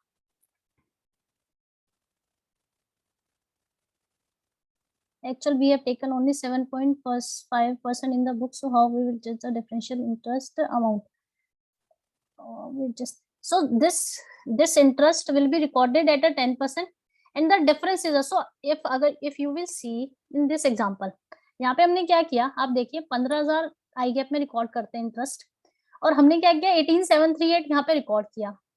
और अगर आप देखेंगे तो हमने एम्प्लॉय बेनिफिट में 3,738 रिकॉर्ड किया। तो अल्टीमेटली जो हमारे प्रॉफिट एंड लॉस अकाउंट पे इम्पैक्ट पड़ेगा वो 15,000 का ही पड़ा। हाउएवर जो प्रेजेंटेशनल है वो हमारी हो गई as per Ind AS, this is as per the fair value concept. So this is the how deferred expenses will be spread. So deferred expenses will be spread over the 5 years in the rate of the difference of the interest income, like 18,738 minus 15,000. So this is the deferred expenses spread over the 5 years. So that's why I am saying कि जो profit and loss account पे आपका impact पड़ेगा हर year में वो similar ही होगा जो आपका आई गैप में होता. However presentation is more detailed or as per the Indian accounting standards. This is the fair value concept. So example is clear. Shall we move further? For tax purpose, income is 10,000. For tax purpose, income is the 15,000. Because this Ind AS adjustments are not allowed for the tax purpose. So we will reverse this income in the income tax computations. Okay, Amit ji says okay. So I think example is clear. Now we will move further.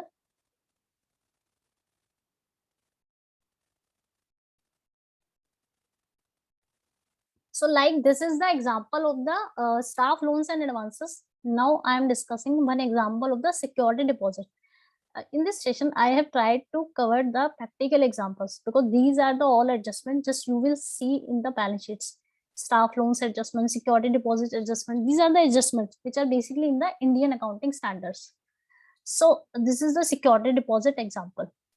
So in this case, A Limited gives us security deposits against office taken on the rent for rupees 2 lakhs on the 8 April 2016 to the XYZ Limited, which is receivable after the 5 years in the single installment. Specify the accounting treatment as per Indian GAAP and Ind AS. So first we will see whether the security deposit is a financial assets or not. So please tell whether this security deposit is a financial assets or not for the A Limited. Because if it is not financial assets, we will not go for the measurement or other aspects. Yes. Okay. Yes. So I think definition portion is clear to everyone. So this is the financial assets because we have a contractual right to receive cash flow after the end of the 5 years. So now we will move. So we will see the calculation. So as we have discussed the calculation of the staff loans and advance, this is a similar calculation. So in this case, however, as per the example, in the first year, second year, third year, fourth year, we will not receive any amount. At the end of the 5 year, we will receive the amount of 2 lakhs in a single installment. So for the purpose of calculation, if we will see the cash flows, so at the end of the 1 year, 0, 2, 3, 4, 5.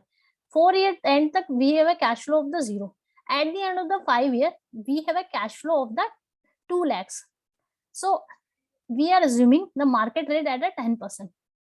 So if we will calculate it at a present value cash flow, we will discount it at the market rate, then we will understand that it will be 0 in the year, it is 0 in the year 1, 0 in the year 2, and after the end of the 5 year, if we will calculate the cash flow, 2 lakh multiplied by the present value factor at a 10%, then the discounted cash flow is the 1,24,184. So this is the fair value. So we have calculated the fair value by the discounted cash flow approach.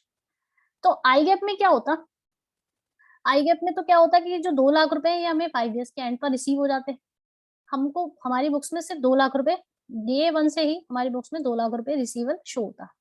However, under the Ind AS, what we will do in the books of accounts, we will show it at a 1,24,184. That is the fair value. Then we will record the interest income at 10%. This is a notional income. It is not allowed under the income tax. So this will be reversed back by computing the tax of income tax. So interest income will be recorded at 12,418. Then the closing balance is the 1, क्योंकि हमें कोई amount receive नहीं होगा year 1 पे, ना 2 पे, ना 3 पे, ना 4 पे, ना 5 पे. And the difference between the 2 lakh and 1,24,184, the difference between the carrying value and the fair value, 2 lakh और 1,24,000 के बीच का जो difference था हमारा, that will be show as a prepaid. Because अगर जो कैश हमें 2 लाख के हमें 5 इयर्स के बाद मिलना था, उसको हमने आज की बुक्स में, हमारी बुक्स में 1,24,000 उसकी वैल्यू, तो हम अज्यूम कर रहे हैं कि हमने अमाउंट ज्यादा दे दिया. That mean we have shown is a prepaid. Then what we will do, it will be recorded as a expenses over the 5 years. Then the opening balance is 75,816 and it will be recorded as expenses over the period of the lease term. and at the end of the 5 years it will be 0. And also the security deposit will be stand at 2 lakhs in the books of accounts. So what will happen at the end of the 5 year? That amount will be in the IGAP and under the Ind AS will be same. That is a 2 lakh in the books of the IGAP and under the Ind AS. However, over the period, the situation will be different. We will record interest income. However, under the IGAP, we will not record any interest income. We will charge expenses. However, under the IGAP, we will not charge any expenses. So this is the difference. So recognition of security deposit and transaction date. Transaction date पे क्या होगा? Indian GAAP में we will record it at a transaction value. जो हमारी transaction value क्या है? We have provided the security deposit for the purpose of rent at a 2 lakhs. Under the Ind AS, what will be happen? It will be recorded at a fair value. So fair value, how we have computed? We have computed the fair value as per the discounted cash flow approach, and this will be arrived at 1,24,184. अब recognition of interest income. Under the Indian GAAP, there will be no interest income because it will be recorded at 2 lakhs in the financial statement. However, under the Ind AS, it will be recorded at a 10%, that is 12,418. So interest income will be recorded. The third is the treatment of difference between transaction value and fair value. So transaction value 2 lakh है हमारी यहाँ पे इस example में, and the fair value is 1,24,184. So IGAP में this is not applicable because it is recorded at a transaction value, that is 2 lakhs. However, under the Ind AS, there is a difference between the transaction value and the fair value, that is the 75816. It shall be amortized over the 5 years as the rent expenses. So till the amount, till the जो 5 years आएंगे, then this amount will be 0, and the security deposit will be recorded at 2 lakhs in our financial statement. So at the end of the 5 years, the situation will be similar in the IGAP and under the Ind AS. So this is the difference. If you will see its accounting entries, तो day 1 पे क्या होगा? जब हम bank जब हम deposit देंगे other party को, then security deposit will be recorded under the IGAP. It will be recorded as a security deposit, and our bank will be credited from the 2 lakhs.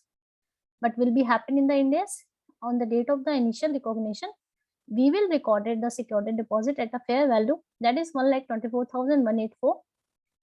We will credit our bank from the 2 lakhs. This is similar as the IGAP, and the difference between the 2 lakh and 1,24,184 will be recorded as a prepaid expenses.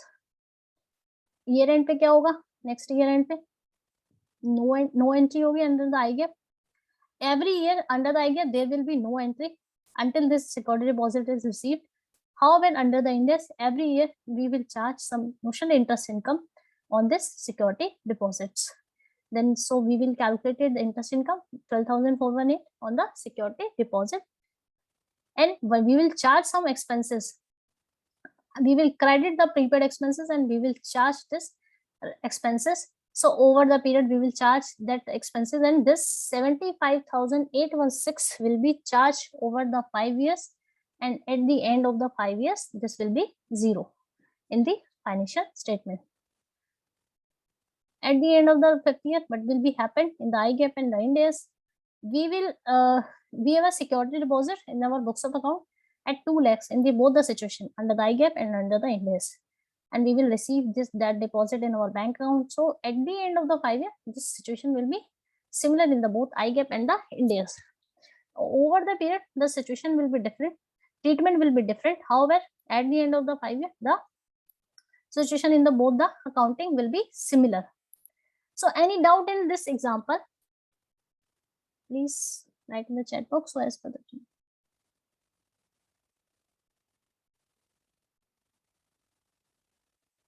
Yes, Atulji, we have to, if we have a security deposit for 1 year, as we have discussed, for the 1 year, the fair value is equal to the carrying value. So in that case, we will record it at a transaction value because their transaction value is equal to the fair value. However, if we will give deposit for more than 1 year, then we will record it at a fair value.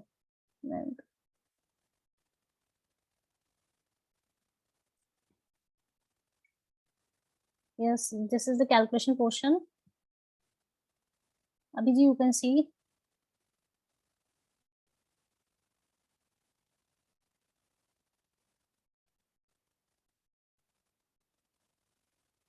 Yes, Amitji, the other party will be recorded as a liability in the books of accounts, and they will also record it at a fair value because this is a financial liability for them.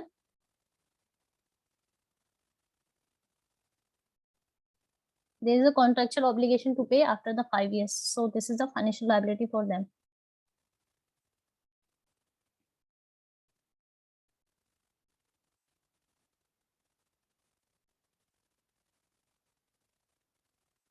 Any more doubts, or shall we proceed further?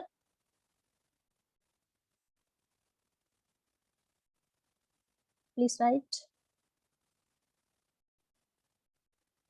No, this is Atulji, this is not allowable under the Income Tax Act. Expenses is recognized. Shruti, we have to charge, we have to record this over the period. So over the period, we have a 5 terms, 5 years contract. So we will charge it over the straight line method. Meaning we will equally charge that expenses over the year, because we are not charging anything under the IGAP. Under the staff loans, we will charging some rate of interest. That's why we will charging this proportionate amount.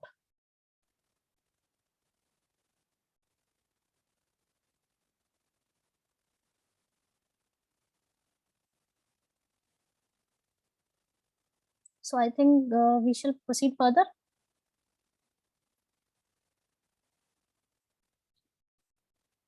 Okay, we will proceed.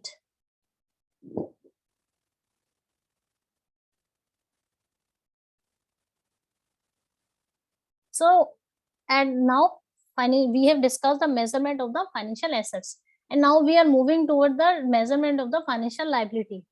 So this is quite simple as comparative to the financial assets, as we have a two category: fair value through profit and loss account and the amortized cost for the financial liability.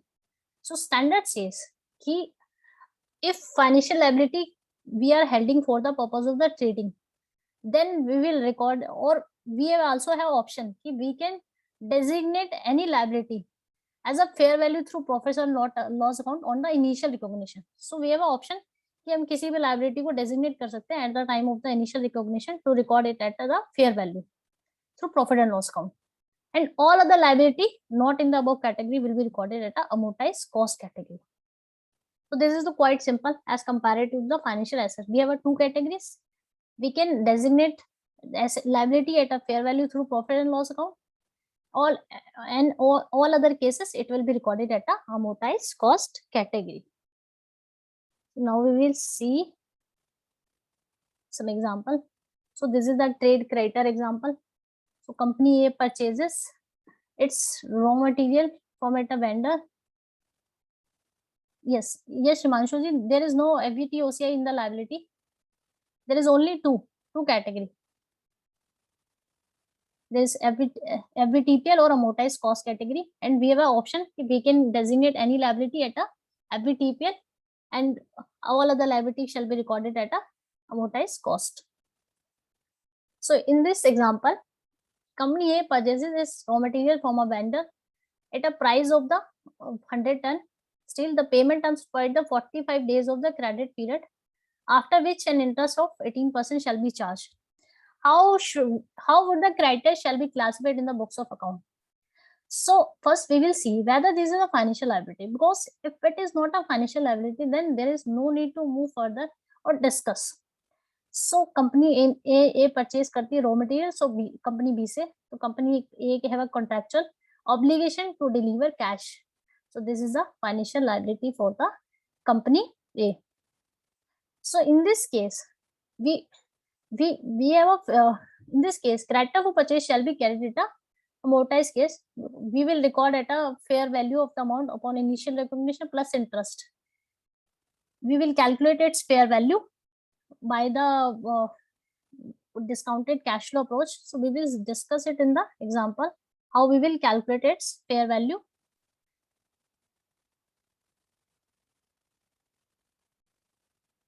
We will take example of the security deposits. how we will calculate its fair value, how we will record it in our financial statement. So like we have discussed the financial assets, so its counterpart होगी, this is the financial liability. So this is will be recorded at a fair value as per the requirement of Ind AS 109. So in this example, XYZ Limited has given a security deposit of the 5 lakhs on 1st April 2016 to Y Limited, which is repayable after 5 years in the single statement. So in this case, we have to see the accounting treatment as per the Indian GAAP and the Ind AS. So we will see. So this is the similar example as we have discussed in the security deposit assets. In this also we will calculate the fair value by the present value approach. So in the year 1 there will be zero cash flow, till the year 4 there will be no cash flow, and at the end of the 5 years there will be the cash flow of the 5 lakhs. So we will calculate the present value factor 10% we are discounting, and the present value which comes out is the 3,10,461. Now we will record that deposit at a 3,10,461 in our books of accounts. We will charge the interest expenses. So the basic difference is that in the financial assets, security deposit assets, we will record it, that will be recorded as a financial assets in our books of account. We will charge the interest income, notional interest income in that financial security deposit. In this example, the security deposit is our financial liability, and we will charge interest cost on this security deposits. And the difference between the fair value and the carrying value, that is the 5 lakh and the 3,10,461, shall be debited and recorded as an income. So in the example of the security deposit assets, the difference will be recorded as expenses, because this was the security deposit asset, this is the financial assets, and this is a financial liability. So in this case, to deferred portion, this will be recorded as a other income in our financial statement. So in this case, interest cost will be recognized and other income will be recognized. And we will record it at the first year, we will record it at a 3,10,461. We will record the interest cost at a 10%, and year by year we will charge the interest cost, and at the end of the 5 years it will be recorded at a 5 lakh in the IGAAP and under the Ind AS.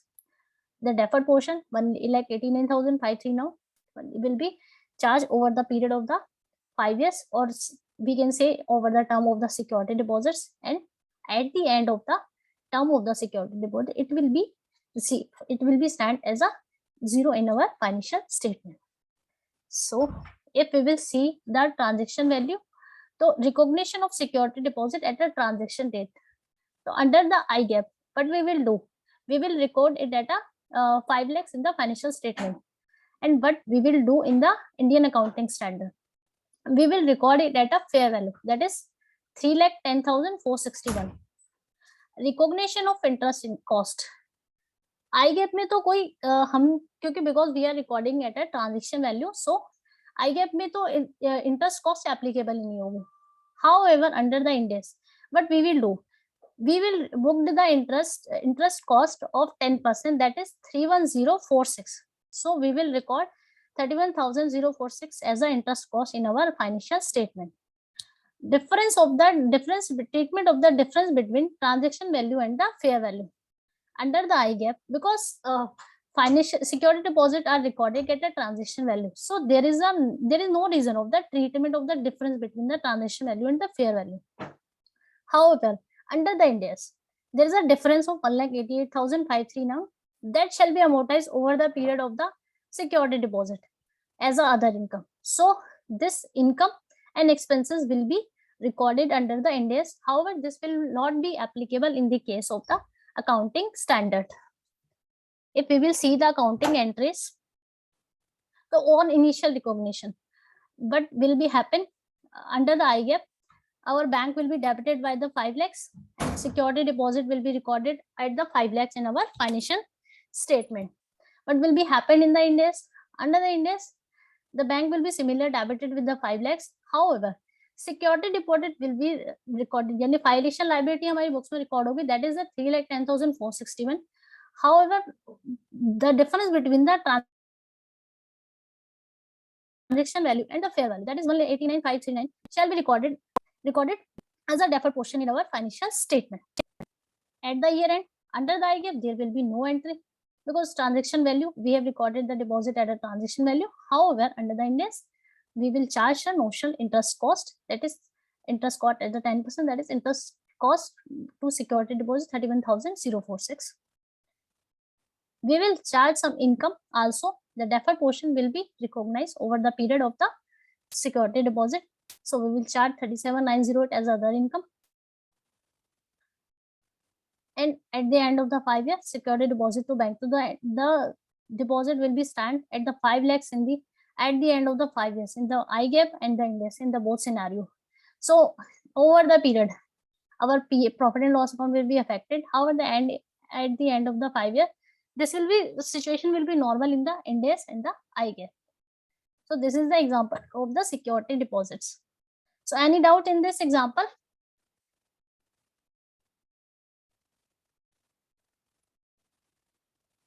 Shruti ji says no.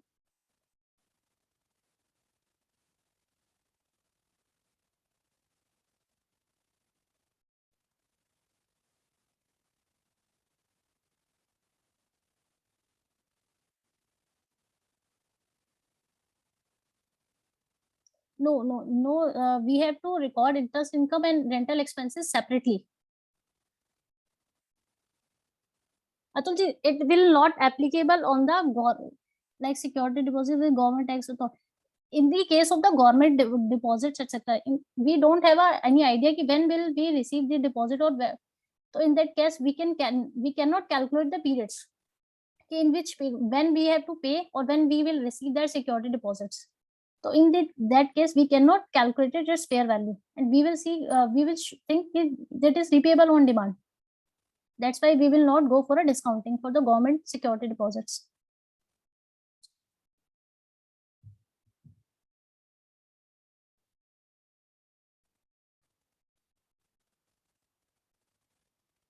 Any other doubts related to this example?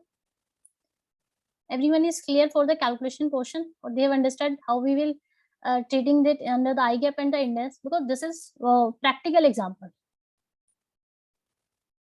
But if some deposit with a specific term with, if we have any specific term with the government, then we can calculate it.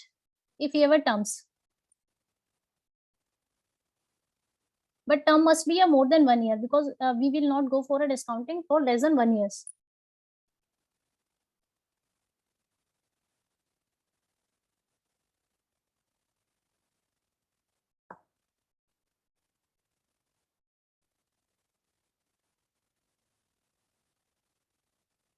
Amici, security deposit can be adjusted with right ROU. You are talking about the right of use assets.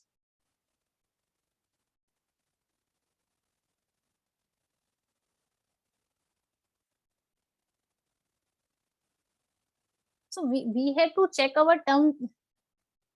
Can we? Yes, we can adjust it in the calculation under the Ind AS 116. We can calculate, and in the case of the leases, we can adjust it in our leases calculation while calculating the lease right of use assets and the lease liability. We will adjust the security deposits.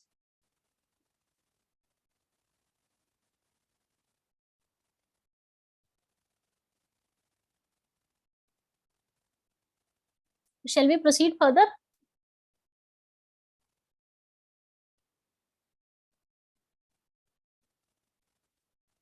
Yes, in this we know we need not to record SD separately.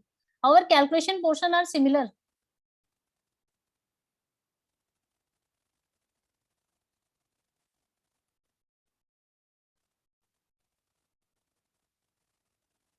Okay.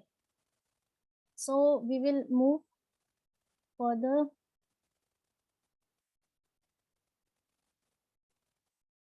So SG security deposit are for 11 months, but historically, did you say with the related party? No, we will not go for a discounting purpose, because as per the contractual terms, if we will see, it is for the 11 months, so its carrying value is equal to the fair value. So we cannot go for this, because we need some contractual period for the purpose of the calculation. And if you will go for the 11 months, so their carrying value is almost equal to the fair value.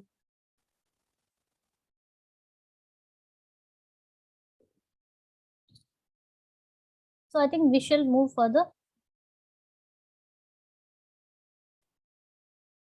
So now the last concept of today's session is the reclassification of the financial assets and the financial liability. So when we can reclassify the financial assets, so financial asset entity changes business model because its classification is basically based on the business model. So when and only when reclassification of financial is required, such change expected to be very rare. So financial assets if reclassified from amortized cost category to the fair value through profit and loss account. So in this case, its fair value is determined at the reclassification date and the gain or loss is recognized in the profit and loss account. And if the financial assets is reclassified from fair value through profit and loss account to the amortized costs, so its fair value at the reclassification dates become its new carrying amount. So अगर हम amortized cost से fair value through profit and loss account की तरफ move कर रहे हैं, हमारा business model change हो रहा है. However, as we have discussed in previous examples कि if temporary हम किसी पर्पस से एसेट सेल करने लग जाते हैं, उस वजह से हमारा कुछ क्लासिफिकेशन चेंज हो रहा है, so we will not reclassify. However, if company business model is permanently changed, laws regulation के हिसाब से properly we are changing the business model, then we will reclassify from the one category to the other category. तो अगर हम we are moving from amortise cost to the FVTOCI, तो जो change होगा हमारा रिक्लासिफिकेशन डेट पे, उसको हम प्रॉफिट एंड लॉस में रिकॉर्ड करेंगे. However, when we are reclassified from the fair value to profit and loss account to amortized cost, तो जो हमारी reclassification में वैल्यू होगी that will be our new carrying amount. Reclassification हमारा financial liability में allow नहीं है, so this reclassification is not allowed under the financial liability. So this is the reclassification portion. So this is the whole session. Now we can discuss the question answers.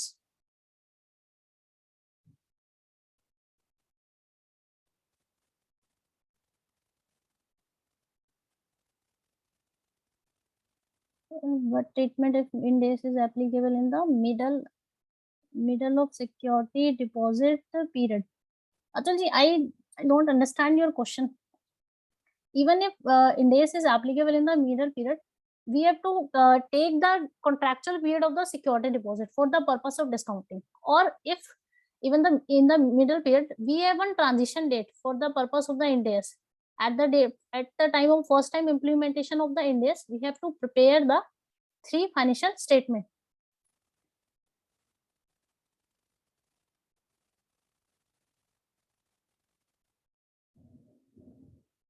Is the security deposit all value condition में डालूं? Value में equity instrument for the purpose of the in the case of subsidiary associates, we have an option that we can carry the equity instrument at a cost also in the consolidated financial statement.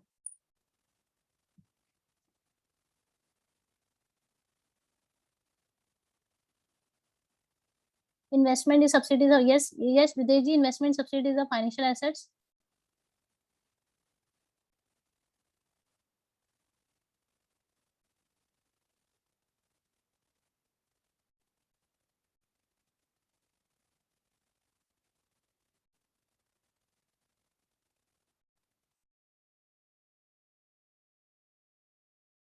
सो अमित जी, अगर end S apply होने से पहले security deposit हमारा कुछ book में आता है, तो एट द टाइम हमारे पास एक ट्रांजिशन डेट होती है, उस डेट पे हम उसकी फेयर वैल्यू कैलकुलेट करेंगे.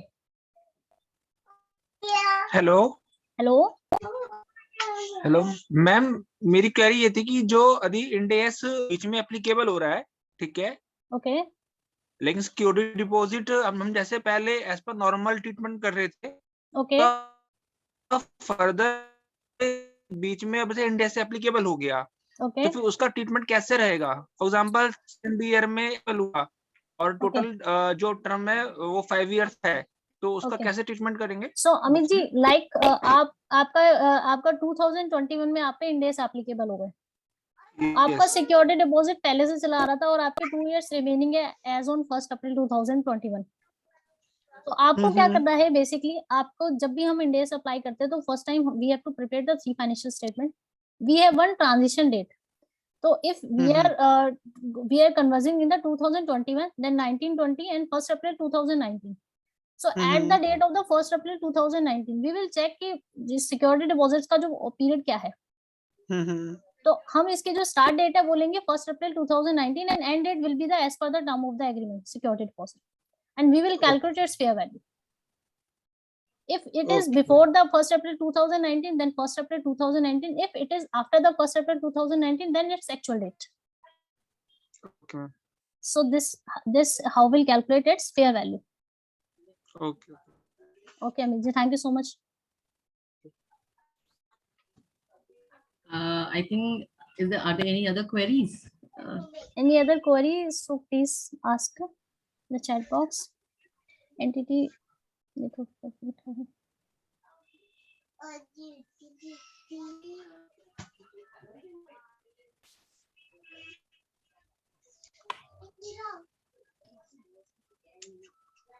So Lavneet ji, in case of the foreign currency loan, how we will calculate the effective interest rate in the foreign currency. So we have to check its rate of interest and the exchange rate fluctuation separately. We will treat the exchange rate fluctuation separately and the effective rate interest comparison differently. So we will do two accounting treatment.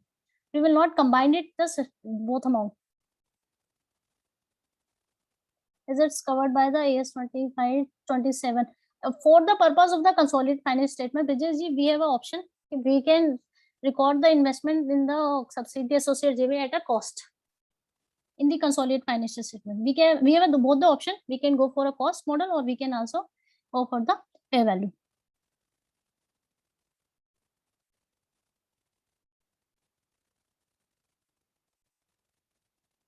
Compound financial statement are basically in which some portion as the equity and some the financial liability. So we have to treat both the components separately. Example please. Like redeemable, we can say कि हमारे पास एक option है कि हमारे को कुछ equity shares मिलेंगे. 1 लाख के हमारे को इक्विटी शेयर्स मिलने, हमारी 2 लाख की लाइबिलिटी है, उसमें 1 लाख के तो हमें इक्विटी शेयर्स मिलेंगे विद द नंबर डिसाइडेड. तो अगर हमारे पास दिस इज डिसाइडेड कि हमें कितने शेयर्स मिलेंगे और कितने अमाउंट पे, तो that portion will be recorded as a equity and the other portion will be recorded as a liability. So this is the compound financial statement in which some portion is the financial liability and some is the equity instrument.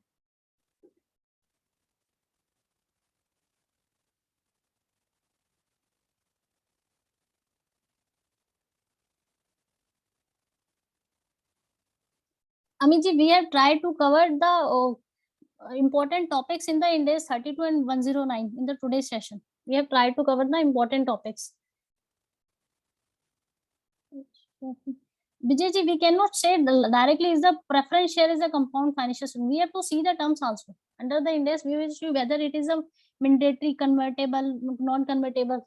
On this basis, we can go for the whether this is a compound financial instrument or not.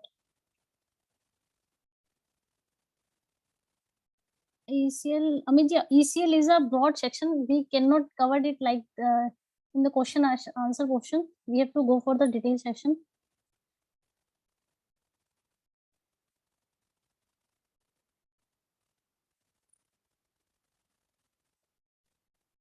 So I think Poonam ji, there is no more questions. Yeah, it was really a very enlightening session. I think सबके doubts जो है financial instruments पे काफी clear हुए होंगे. एक basic concepts है, तो वो भी काफी अच्छा हुआ होगा. So sharing with you the certificate of appreciation. Thank you so much, ma'am.